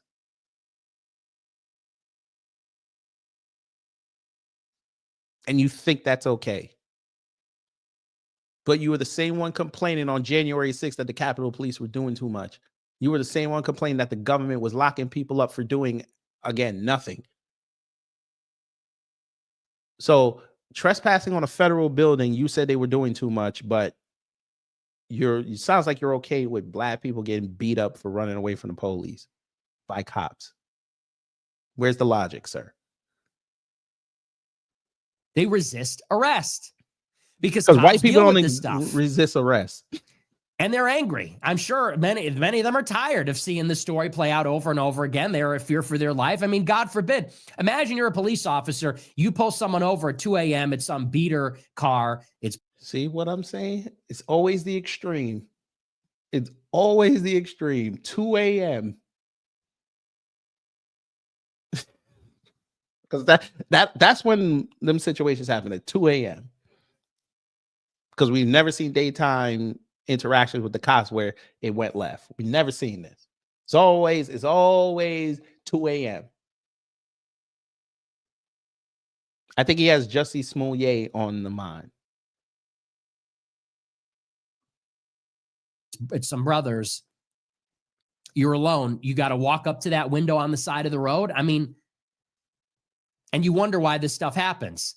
They were. Oh, so the brothers are just gonna hook off on a cop or shoot the cop, right? Okay, all right. Because that always happened. They got one a week in Chicago. Nick knows because he's out there. Wrong. They were mass incarcerated for a reason. Police brutality, to the extent that that's even real, It's because they run. It's because they got a warrant out. It's because they're guilty. It's because we have see now why. warrants. They wanted to abolish the police. Now it's a crime wave. They said, oh, we can't catch a break. Our lives matter. This is so terrible.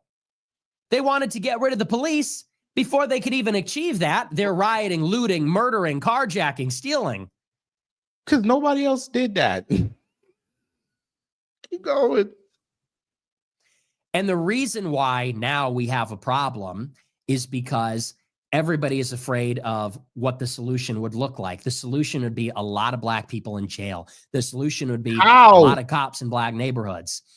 How? Oh my God.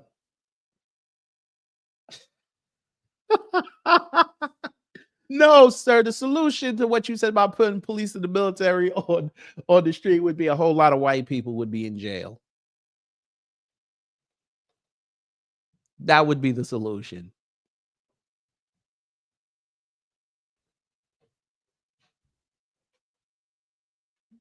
You know how many white people commit DUIs a year? They would all go to jail. Ain't no, okay, you got to do 6 months without a license. You got to go do these courses and then you could go fight to get it back. No, you'd be sitting in jail. First time offense.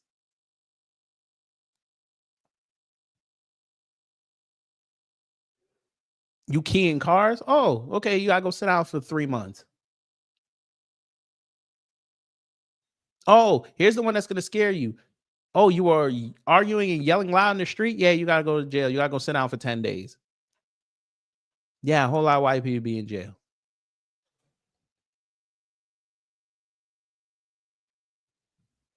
What you're advocating for, niggas, what they're doing in the UK. What you're saying right now, you go to jail.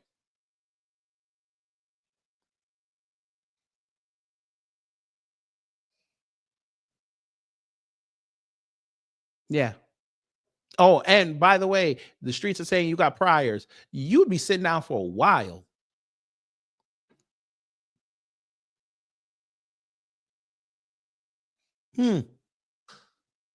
Nicholas, I don't think you want to play this game that you're advocating for. I swear to God.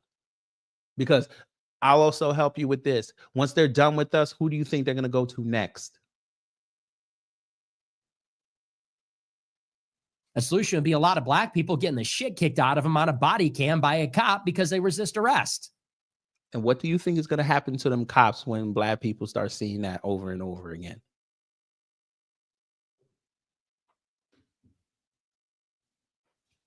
Cops got to protect themselves too. Cops are the law. We need the laws. Oh, now you need the laws. That's what it would look like. And people are not ready for this because it's going to make everyone deeply uncomfortable. There will be accusations of racism. People need to get ready to say we don't care. Nicholas, you'd be the first one out there screaming racism. Because they know who you are and start making all those Spanish jokes on you. Just like you did when Homeboy almost did what he did.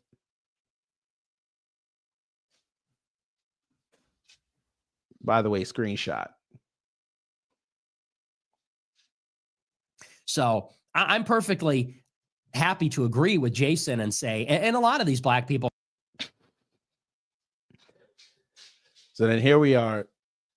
Then Jason quote tweeted Nick C. Then now we're here. So he said, "You're every bit as godless, as stupid as your critics say. Your Ray Epps 2.0 point foolish believers into a building that will burn them down for eternity. Many of the people captured by the wickedness of black culture can claim ignorance. You know exactly what you're doing, demon. The enemy is paying people on social media to promote racial division and conflict, which is what you're doing. But okay, continue. The aftermath of Austin Metcalf, Carmelo Anthony is a psyop. Don't fall for it. Stand on the word. Rebuke any so-called believer not pointing to Christ." And here is the response. Hey, you are a token. Hey, Jason. Well, out the gate. Jesus Christ. Is this out the gate? He just came in on him. Pause. what the hell? You are a token. Well, that escalated. Remember what I told you to keep a pin in? He said, I respect you. Yeah, that respect went out the window very quickly.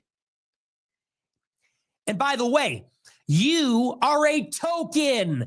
Hey, Jason, you're a token. You are in conservative media as a black guy that can confer upon white people the dignity of not being called a racist for having their views. That's why you get paid. And that's why I don't, because I didn't have the privilege of being born black. I was born white.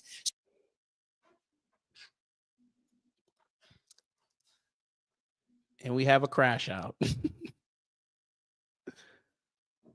We have a crash out, family. We have officially got a crash out. Again! I love it. God damn it! You can't make this shit up! It was all cool just maybe a day ago. Jason, you got to get in the lab. And a lot of white folk have demonstrated eloquently that they don't have no sense. I didn't have the privilege of being born black. Boy, you couldn't handle a day. You couldn't handle an hour being a black person. You couldn't do it.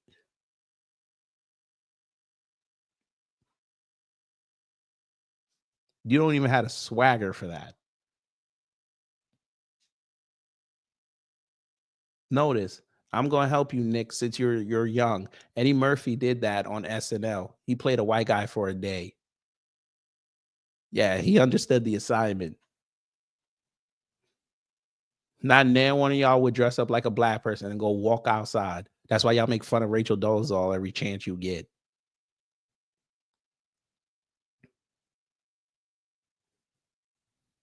Not saying that she black. I'm just saying.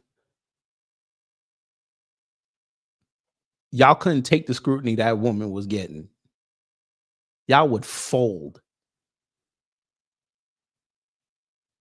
Fam, y'all gotta understand, these are the same folk who be talking tough online. They get hit with facts and reality, and they start talking about people hating on them. That's really why they all brought them blue checks. Because they wanted to find people like them that are gonna help them. Go ahead. So there's a limit on what I can say. There's a limit on what I can say without being penalized in the so-called free marketplace of ideas. And everybody knows it. Everybody knows it. Everybody knows. And everybody's sick of it, especially in the conservative space, that blacks have had it easy. It is, and I don't doubt. Wait, say that one more time. He knows. And everybody's sick of it, especially in the conservative space, that blacks have had it easy. It is, and I don't. Where the hell did we have it easy? Where did we have it easy? Fam. What? Hold on. Baby. Not you.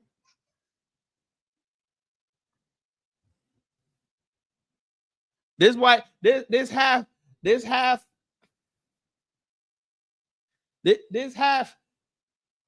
raisin in the potato salad / black bee person said that black people had it easy in this world. He said ever. My wife laughed.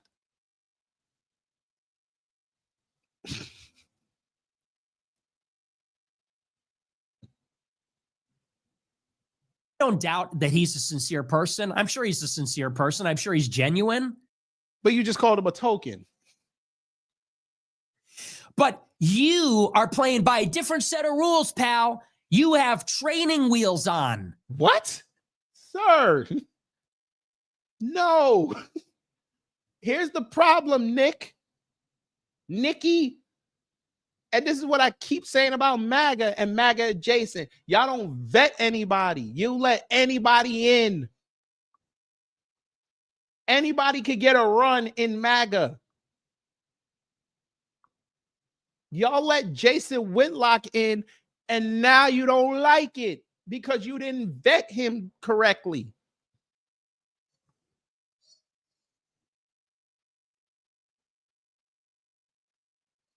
Jason Whitlock always held these sentiments. That's why he got, fam, do you understand that Jason Whitlock got fired from his job because he ran his mouth too much? He had to always make shit racial. That's why y'all liked him. Let me help you, Nick, since you're too young to understand this and you probably weren't aware of this.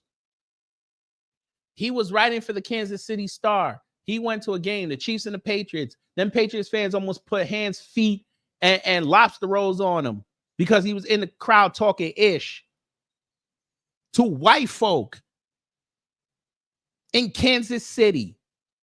And anybody who knows the racial history of Kansas City will back me up. He got suspended from his job for a week. And he sat there and apologized. His whole history's out there. You could go look it up.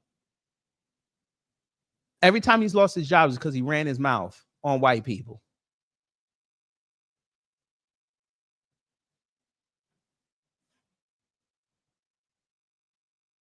How did he have it easy?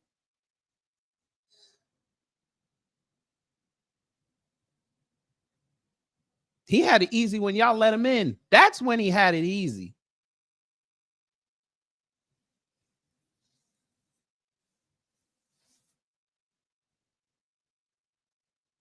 Y'all let him inside. Again, you didn't vet him, and y'all kept promoting his bullshit. Now the bullshit turned on you. Now you don't like it. When we've told y'all for years, stop letting everybody in your movements. Because everybody's not for your movement. They're just there to make sure that they get visibility. That's why a whole bunch of them leftists ran into MAGA. Like a lot of them black conservatives, because they couldn't get on that other side. So they sat there and lied and say, oh, it was Obama that pushed me to conservatism. Shut the fuck up. Because y'all were the same people sitting there secretly riding for Hillary until Trump came around and started dissing her. And you were like, oh, I like that. You could have still stayed a Democrat and a liberal and voted for Trump. Nobody would have begrudged you. And that would have been a smarter strategy, because at that point, you would have been an anomaly. But nah, you went over to the right, and because you black, you a mascot. I'd rather be an anomaly than a mascot.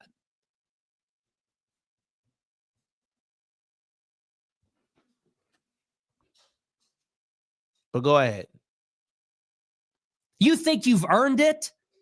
Everything you have. Take a look around at your studio, your contract, your employees. If you said the stuff that you said as a white person, your ass would be fucking gone. And lie. Jason Whitlock would be a multi-millionaire. That's a lie, and you know it. Fam. Should we bring up Candace Owens?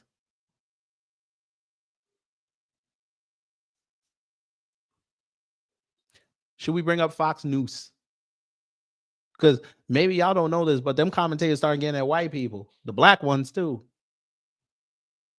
Now they trying to promote Newsmax. Are y'all serious right now? You think they people will get rid of them? No. They let them have it. Look how long Quandale X was on Houston TV, and he was saying this. He say the same things you trying to say that Jason Whitlock should have said, or he would have said if he was white. How many white people have y'all let on TV saying what they were saying about white people, and y'all let it ride? Come on now. Hello, Baba. Hello, Tori. Come on now. Don't tell this lie. Please don't tell this lie. Hey, Baba, yo, you had me rolling last night, though. That man was getting at this YouTuber. It was hilarious. I ain't never heard Baba curse that much. I was dying. And everybody knows that. You're on Blaze hosting E. Michael Jones talking about the Jews. It's a good fucking thing you're black, because if you weren't, you would have been fired like a lot. Candace Owens. I know I said it 3 times. She might have paired. Who knows? Candace Owens did the same thing, got fired. What are you talking about? What? Did we forget about that? Candace Owens criticized Israel all day for months and got fired. You the same one running around talking about if you criticize them Jews, you're going to lose everything.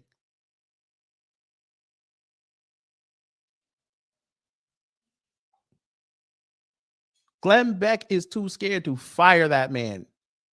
He's eventually going to have to do it, but he's scared to do it because Jason still gets engagement. That's the only reason he's keeping him around. Because he knows if he says something and put up the clip, people on social media are going to say something about it. Nobody checking for Jason Whitlock on his channel like that. He get more engagement on the clips on social media than the channel. And trust me, Glenn Beck is looking at that. But again, Candace Owens criticized Jews that got fired. And she's black, allegedly. I'm sorry. She's Nigerian. I forgot. I'm sorry. Elijah Schaefer. You would have been fired like every other white person. Everybody knows that. Take a good look at everything around you, because you did not compete to get that. You got it because people feel sorry. Damn, he said Jason Whitlock got that because of a mercy bucket. Yes, DSA won because most white people finally found out the grift. They didn't want to listen to black people when we told them this. He said, okay, you're going to find out the hard way. Here we are. They found out the grift.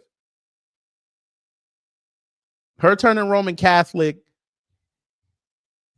was the light bulb that went off in their head. And then they sat there and they looked and then finally figured out the grift where we told them what it was. She's not sincere in anything she says outside of childhood vaccines. When it comes to this religion and them Jews, everything she's saying is just for propaganda. Think about it. She's promoting a video that's probably the highest, I think she said the highest rated video on her channel. She had somebody from the USS Liberty talking about what happened, and she ran up in there and said Israel has something to do with it.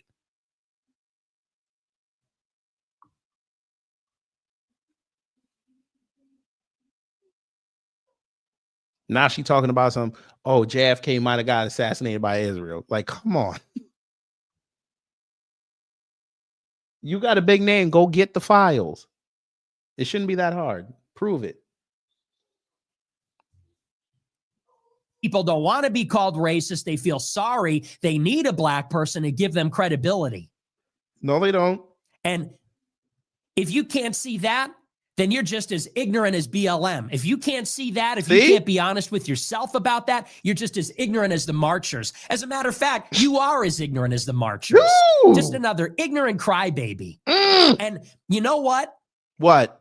I have no hatred. I really don't. You just called this man a token. Now you don't have hatred? Boy. Yeah, keep going. I'm a little bit frustrated with the fact that people are going to challenge my credibility based on what I say, knowing what I've sacrificed. Sir, okay. Unfortunately, you're an influencer, so it is what it is. Myself as a content creator, yes, that comes with an inherent risk, sir. When we do content on the internet, that comes with the inherent risk that people are going to criticize you. Where have you been, sir? Get out of your bubble and come in the real world. What did you think this was? Oh, I could just put up whatever I want and leave it there and everybody's going to agree with me? 98% of people are going to agree with me. I can ignore the other 2%. No, stupid. People are going to have opinions. But again, this is what I mean. They want this kiss ass fest all day, every day of people just agreeing with the crap that they're saying out of their mouths.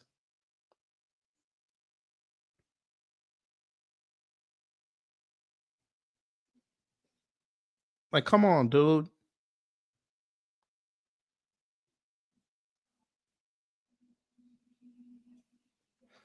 What has happened to me, what has happened to my family. And I'm not trying to play the world's smallest violin, but my sacrifice has been considerable. I hear the violin, sir.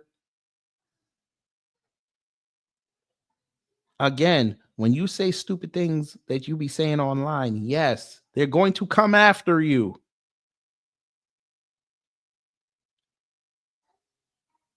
And by the way, sir, that wasn't black people that came after you. We said, oh, another young racist. Okay, we leave you alone. A white man almost ended your life.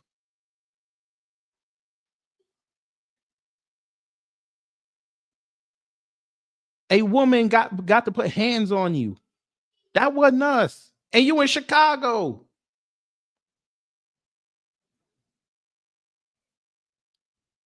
What does that tell you?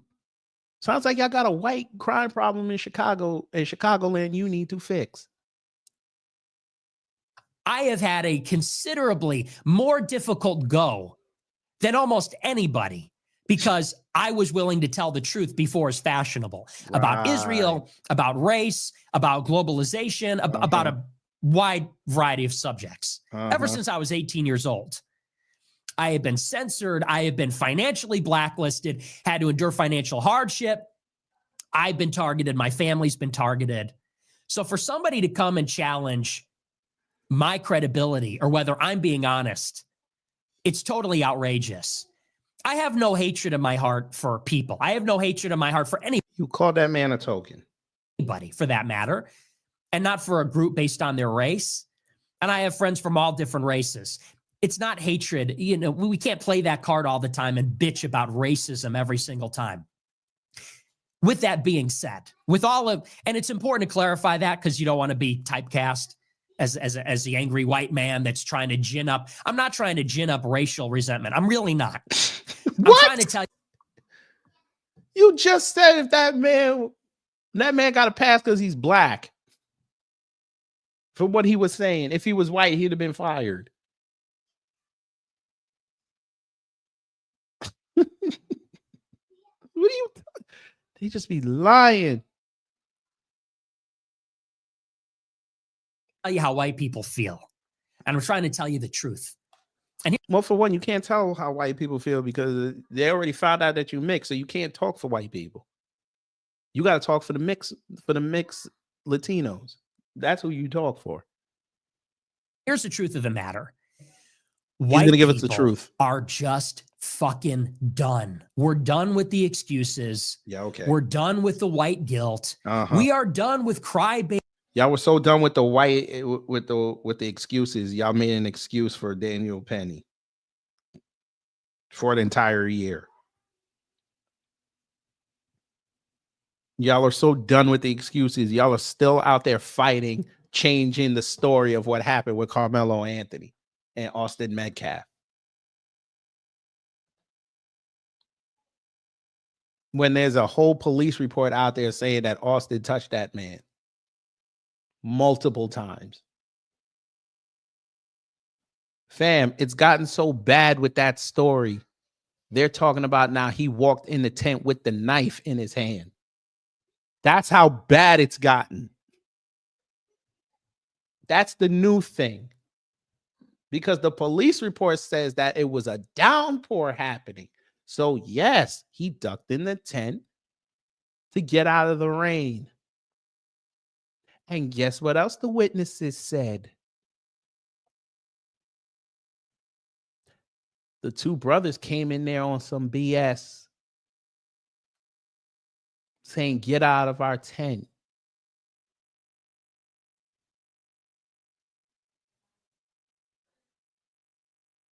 So the other thing they'd like to run around with was Carmelo started it.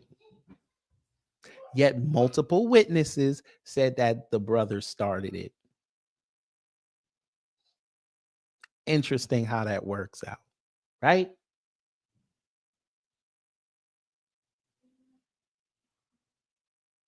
Every time. Baby ethnic narcissist black people that cannot handle an adult conversation about race. We're done. We pay up the ass in property taxes not to live near these people. What? What? Y'all pay up the ass in property taxes not to live around these people. This is what he said. Sir, so why isn't there 100% white communities all over the country? Why y'all around us? Why y'all going to black neighborhoods because there's investment opportunities? Why do y'all do that?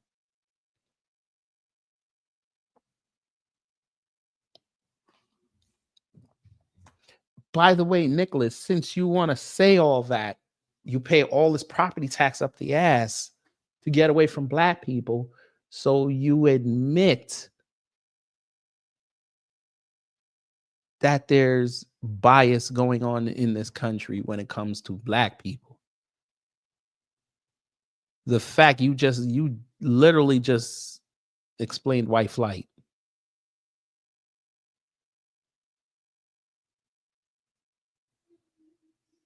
And as Brother Torian said, it doesn't even matter if you pay all that money to get away from us. You still in your nice little neighborhood still talking about us.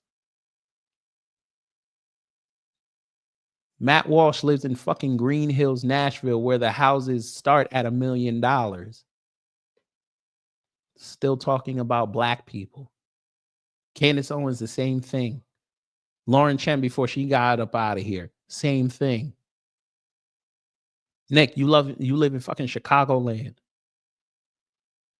in an apartment, so you don't even pay property tax. Sir, you're doing the same thing. So I don't know what this means. DeSantis lives in the governor's mansion in Florida and still talking about black people.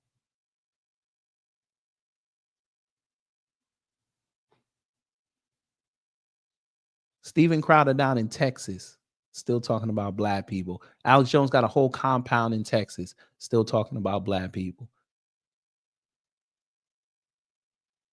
Joe Rogan has to bring on black people for his shit to get a pop so we can say something about it. He's still talking about black people, though. Those Fed podcasts that are now falling by the wayside, they spent their whole time talking about black people and they rich. We're good for business. Maybe it's time for white people to diversify their monies and their businesses. Get away from talking about black people. Talk about your shit. Don't use our YouTube clips. Don't use our social media posts. Don't use our TikTok videos. Don't use the shit that we do on Instagram. Don't even bring up World Star. Don't even bring up the Breakfast Club.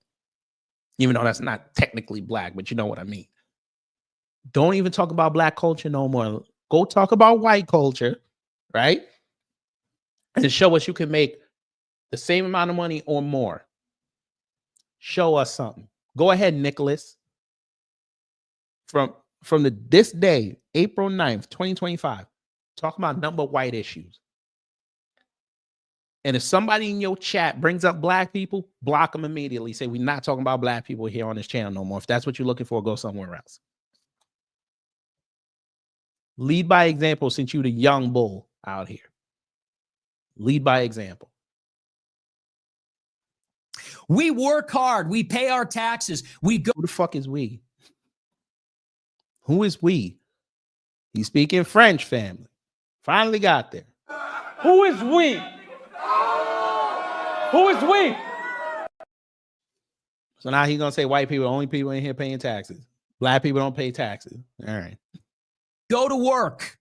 Black people don't go to work. All right. We work our fingers to the bone to create Black people don't work their fingers to the bone. Okay. a good quality of life for ourselves and for our families. Black people don't do that. Okay. And it has been ceaselessly sabotaged for decades by these fucking animals. Oh, so black people. So according to Nicholas right here, the half breed, black people stop white progress. Yes, sir. Victim. We got us a victim. Black people stop white progress. Oh, man, this is great. This is beautiful. Shout out to Chicago. I love Chicago. Chicago. Y'all can't claim where he living at. There's something in the water up there. Y'all heard it first, family. I brought it to you. Nick Fuentes said white people have been sabotaged by black people. Their progress in this country has been sabotaged by black people. Even though he just said they pay property tax up the ass to get away from us. So we're not around you, but we still stop your progress. All right, Nicholas. And by that, I don't mean every black person. Here we go. I got black friends. Here we go, like Kanye. Here we go. I mean these predators. I mean these opportunists. I mean these adolescents. Where are the parents? Also, now we're going down to the kids now. The kid. So our under 18s, including the babies, stop white progress. All white progress. Most of white progress. I'll give him a little bit of leeway.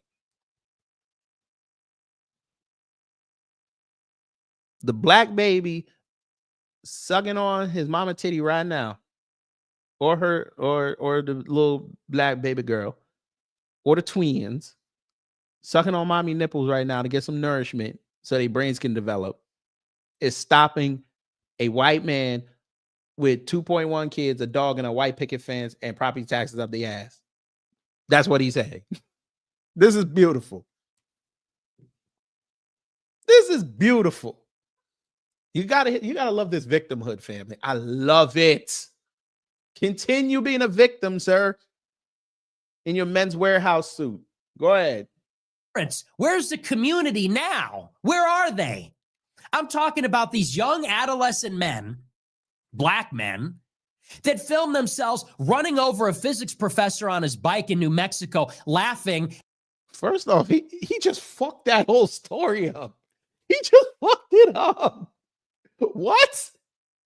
Sir, that happened out in Vegas, number one. Number two, you went down the Officer Tatum route, even though I know you don't like him. It was a black kid and a Hispanic kid.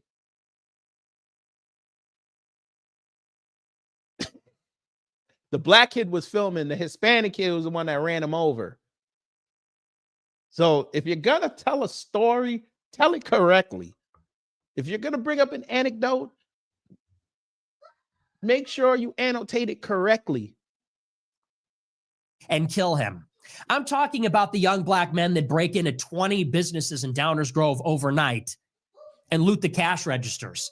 I'm talking about... Because white people don't do that. Okay, we've seen many. I could go pull up right now 400 to 7,500 videos of white people going into these convenience stores and either doing a brazen robbery or they going through the ventilation shaft and the ventilation systems when the place is closed. You want to play that game with us? Go ahead. The teen takeovers, the gangbangers. We don't want to live near this stuff anymore. Right, because there's no white gangbangers. Y'all motherfuckers made a whole show called Sons of Anarchy. But y'all got pissed off over Snowfall. But then y'all love The Wire. But y'all were sitting there praising, saying The Sopranos was the greatest show ever made. Then it became Breaking Bad. You see what I mean? Breaking Bad's okay. The Wire is bad.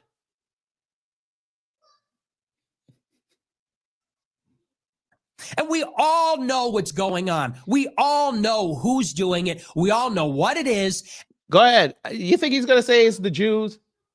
Why do I have a sneaking suspicion he's going to say it's the Jews? And we're sick and tired of black people not being able to be honest about it, not being able to take any responsibility. We take responsibility every day, B. Even if we don't want to. Even if we're not even involved, we take responsibility. But continue. It's always someone else's fault. It's always some white person's fault. We don't blame white people for anything. I shouldn't say that. We don't blame white people for shit that goes on in our neighborhood. We don't give them full blame for that. It's not even close.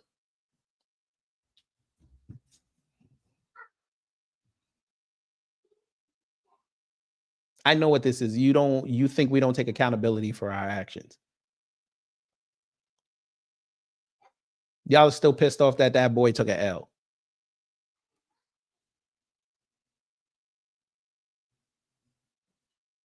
This is where this all is stemming from. The boy took an L and they can't rationalize it. It's like I said the other day. They wanted Carmelo to get his ass kicked. That's what it was. So they could live vicariously through him. I beat up a black person. Be more like Austin Metcalf. That's what they wanted to say. Be more like Austin and Hunter Metcalf. Don't be Carmelo Anthony. FAFO. Yeah.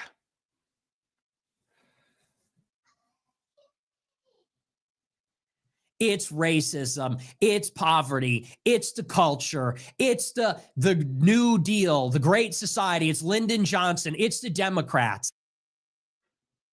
Yes, it's all that. Because it's funny now, and I'm done with the clip. Y'all are the same ones complaining about that now. Ooh, Nicholas. Don't y'all be complaining about them Democrats? Talking about how they've been bought by Israel? Huh? No, he's not saying it. Listen, Nick fucked the whole thing up. That's why Nick dumb. We already know this.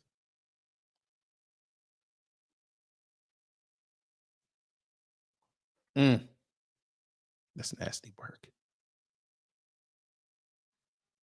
Sharp like a razor to blood clot. All right. So there's that.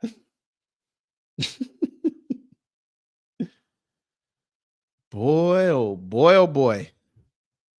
The crash out is happening. I'll tell you, fam, they don't know what to talk about no more.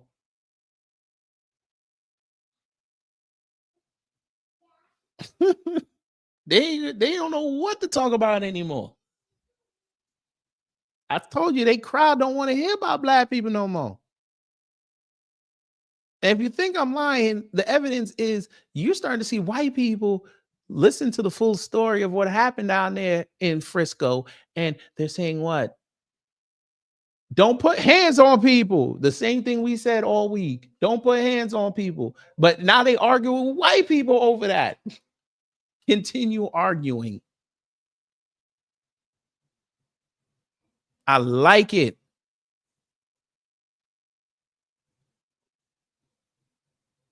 Look at this. Look at you see this bullshit? Do you see this bullshit?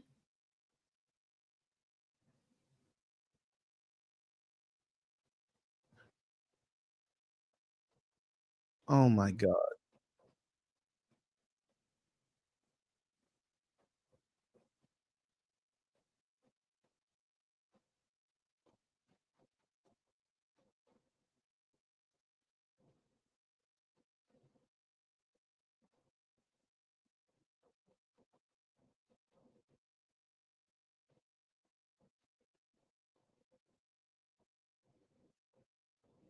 Oh my God.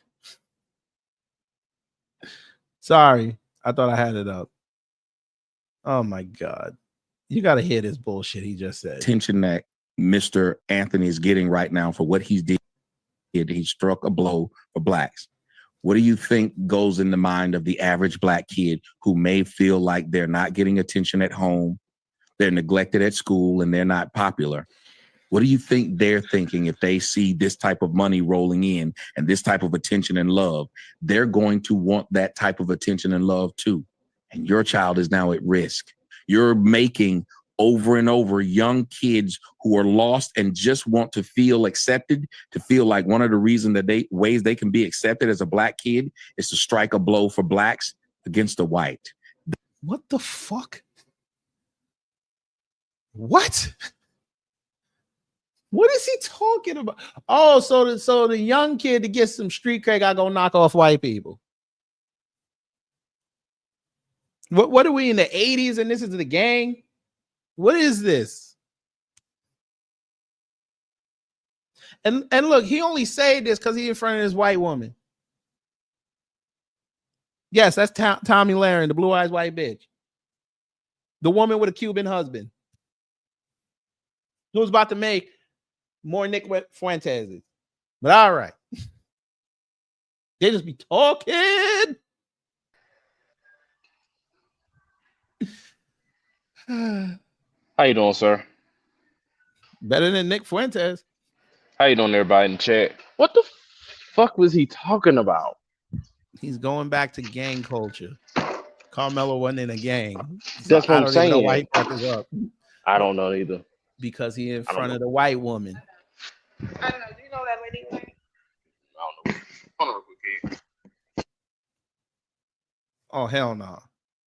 Now you got to get right. I'm bad. So now somebody asked me a question, sir. If you then you should come up. I was always right. I'm in the back room, sir. Your employees come first. I work by myself. What are you talking about? The store employees come first. She wasn't even the store employee. So why is she in the back? Because she's what was that stuff called? Like a reset person. They work for another company. Yeah. Yeah, it's a whole shit show. Retail's a fucking mess. How about that? Oh wow. They're shutting down Skype. Okay. You know about that? I just got the email about it. Yeah, they shut that down this month, next month. Mm-hmm. Something like, yeah.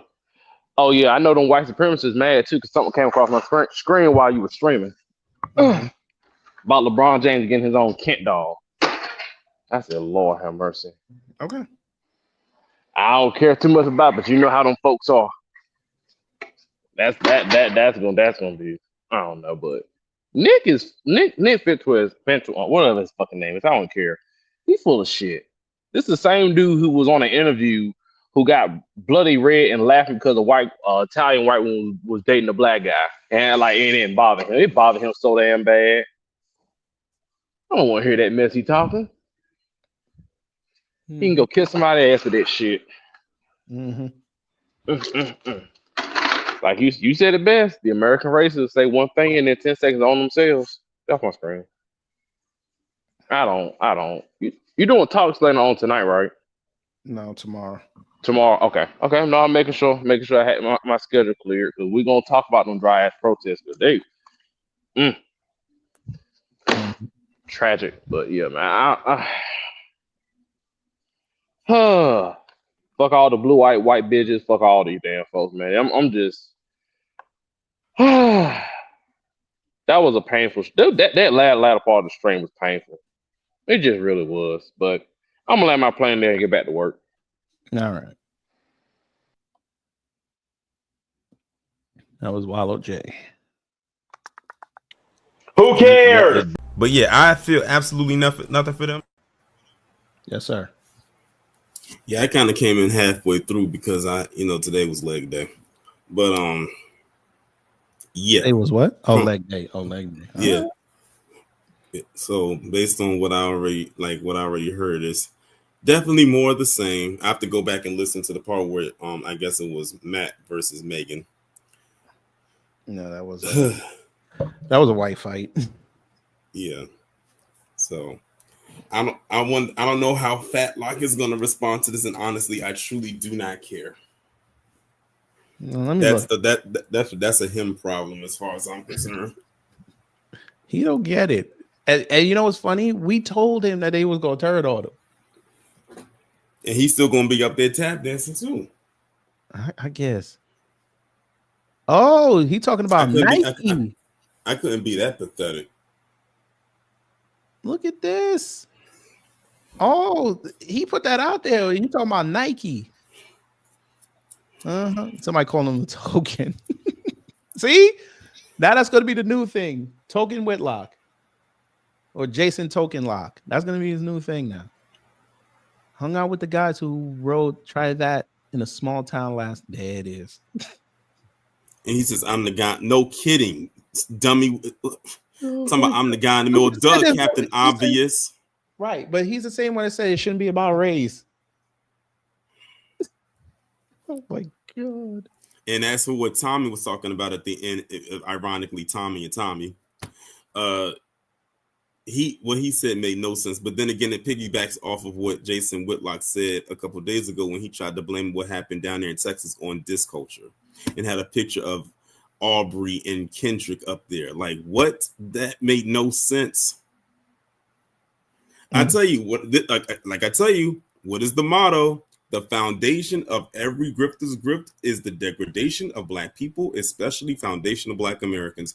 I don't know what made me come up with that phrase, but literally every time. Look at what Nick Fuentes is talking about. He had to go in again on Black people while simultaneously saying that he's not racist. What? He said, I'm not a conservative, I'm a Christian. Sir.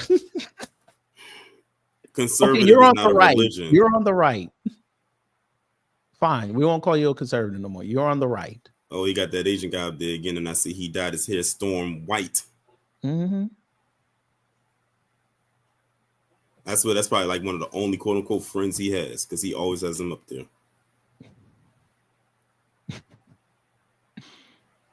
Oh, he did respond. Okay. He went full Stephen A. Smith. Why you bring there it is. There it is. Why are you bringing Stephen A. Smith into this? I'm loving this infight, and I'm loving it. He said, I'm gonna address this Fed on Wednesday. Okay. Now he a Fed. Okay. All right, Jason, you got the proof. We gonna look. Called him a Fed. These motherfuckers. That Christian fine, that right wing infighting. I love it. Fight some more. Who next? Maybe Steven Crowder will finally come outside and go in on Candace Owens. You see what's going on with Dave Portnoy, right? Oh, I love it. I got a video coming on that. I'm finna laugh through the whole thing. Yeah, he's about to reach his breaking point, because of with them stocks. Oh yeah. He already made like 2 videos that I've seen so far. Mm-hmm. And did you see? Did you see what he said about Caitlin, about Paige Bruckers? Who? The chick from UConn. Basketball player. No. He sat up there trying to compare her to Caitlin Clark because of the ratings of the title game. I'm like, motherfucker. You got bigger fish to fry than to talk about that. We knew it wasn't gonna pop. We knew that. We went there to see the game. And then you had Charlie Kirk on there posting up an image of the Dow when it was good, but people came in his comments and was like, Charlie, why didn't you post this picture where it was really, really down? Right, but like the update. Right, and also he got community noted on that, so he didn't make no money. So right now the Dow is up almost 70 points. Okay. Trump says be cool as markets open higher despite China and EU retaliatory tariffs. I keep telling y'all, wait. Just wait. Boy. It's about to be a fun month. This might be a new Black Media Appreciation Month for the ages. Yeah. These people are insufferable. Then I'm going at it on Twitter because people leaving these inappropriate comments about what they wish to happen or hope to happen to Carmelo if he goes to prison. I'm like, do y'all actually hear what y'all are saying? It's like y'all do know I'm screenshotting this stuff and putting it out there for people to possibly get in contact with the authorities about what you're saying about what you want to happen to a minor, despite how you feel about the situation. That's going way too far. Mm-hmm. And they don't care. I'm telling you, this situation right here is going to have everybody looking at PC on the outside differently. This one right here, I mean, many probably already looking at them differently anyway, but this is the one right here is like, okay, how they're presenting themselves one way to me in person, but how are they online? That's why that's why I told you I got watch out for that video I got coming up about those white folks at home, and it's like a whole bunch of them, and it looked like they was having a party or a gathering or whatever it was, and what they were saying about black people. And I always say, could imagine being a fly on the wall when we're not around, because they present themselves one way around us, but then present themselves a different way when they're amongst each other, and not one of us is there. Oh God! But you see why I put that up, right? Yeah, Dale, that's for real. I don't know if you on Twitter or not, but if you go on my page, I screenshotted like 3 of them so far. Mm-hmm. You see why I put that up there, though, right? Oh, not basic classic. She bought some. She bought some. She had to wait 30 days to get it. And that's another thing too. The 30 days for that, when I could have ordered a whole bunch of them and had them by the next day. Mm-hmm. Why did you have to wait 30 days for a perishable item? Because he had to get it from overseas.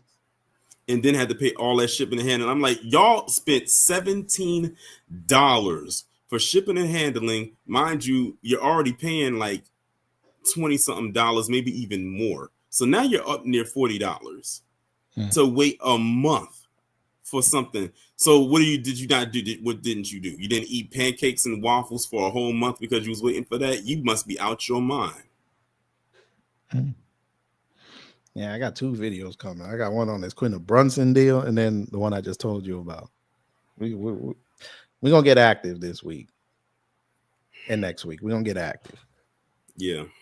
But I put my, I did my, well, you was last, so you probably missed it, but my video this morning about that cop that was listening to the Matt Walsh videos while on yeah. And because I think I think one of you sent that to me. Yeah, I didn't. And he ended up striking. He ended up hitting this cyclist, and he took his life while listening to Matt Walsh videos. I said I want to know what he was listening to. Like, what was Matt Walsh talking about? Because I said if he talking about black people in there, that's gonna say something. Right. But also got, I got another video coming up later on today. It's an update video about that John Chu guy, the one that was robbed that robbed that Bally's casino in Chicago for like $219,000 for basically being a part of this ring, this scheme, stealing money at the baccarat table or the card table. And he was doing, like, this man got a record. Like, this guy has been doing this at multiple casinos, but he just finally got caught and he only got hit with probation. It sounds right. Not a minority. I said, is this a new entry? Is this Operation Protect the Asian Boy? Like, literally, that's what I titled the thumbnail. Protect the Asian boy. It might be. It just might be. Yeah. Because I remember talking about that when that story came out, I think like last year. Anyway, he only got to pay. He only got to pay $10,000 in restitution. In restitution. I said, out of $219,000, he only got to pay back 10. I would be pissed. Yeah, but it's them. And then that means I had to lean into their stereotype. Since they want to lean into ours, the stereotype that Asians are some heavy gamblers is real. Go to any casino. You are going to see a huge. You're going to see an enclave of Asians there, especially at that baccarat table. Even the dealer is Asian because they'll speak to each other in that language. Rarely do you see anyone non-Asian at that table. That is their game. Mm-hmm. Well, we're gonna find out. Anyway, let me start winding down. I'm gonna get ready to go to work. I'm about to say you sound exhausted. Nah, I mean, I was up at 6 as usual. It was just me getting all this stuff ready together and then getting ready for the show tomorrow and do the Bricks content next week and getting these videos ready to record. and school and this mortgage application. So yeah, it's a lot. You know, it's life. Adulting is so overrated. Yeah. But you know, according to Nick, black people don't do nothing. We don't work ourselves to the bone. I ain't got no nails, son. But anyway, enjoy the rest of your day. You too. Yes, sir. All right, y'all. Hopefully you learned something. If you did, I done my job. If not, I try to be better next time. I will see you tomorrow morning when we talk about them dry ass protests. And as I said, be on the lookout for my video on Dave Portnoy, Quinta Brunson, and Bricks content. Because we're going to have fun. Because we got to keep you abreast of what's going on out here. Since they're only worried about the Western media, because as you've noticed with these tariffs, they're not talking about what's going on the other side of the world. We're going to do that for you because we want to keep you well informed every day, including New Black Media Appreciation Month. So y'all take care, stay safe, and you know what to do when the agents of chaos come to mess up your existence.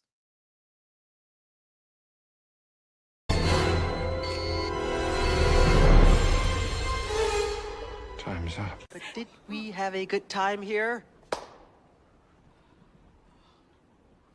Hello? Gotta get your groove on.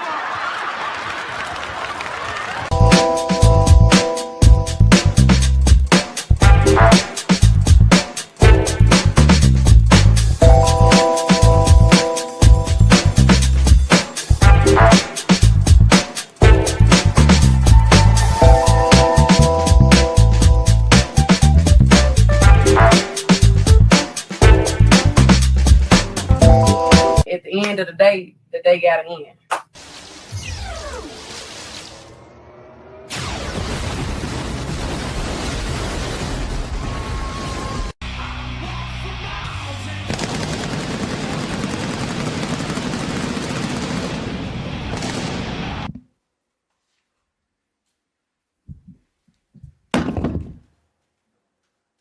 That's it.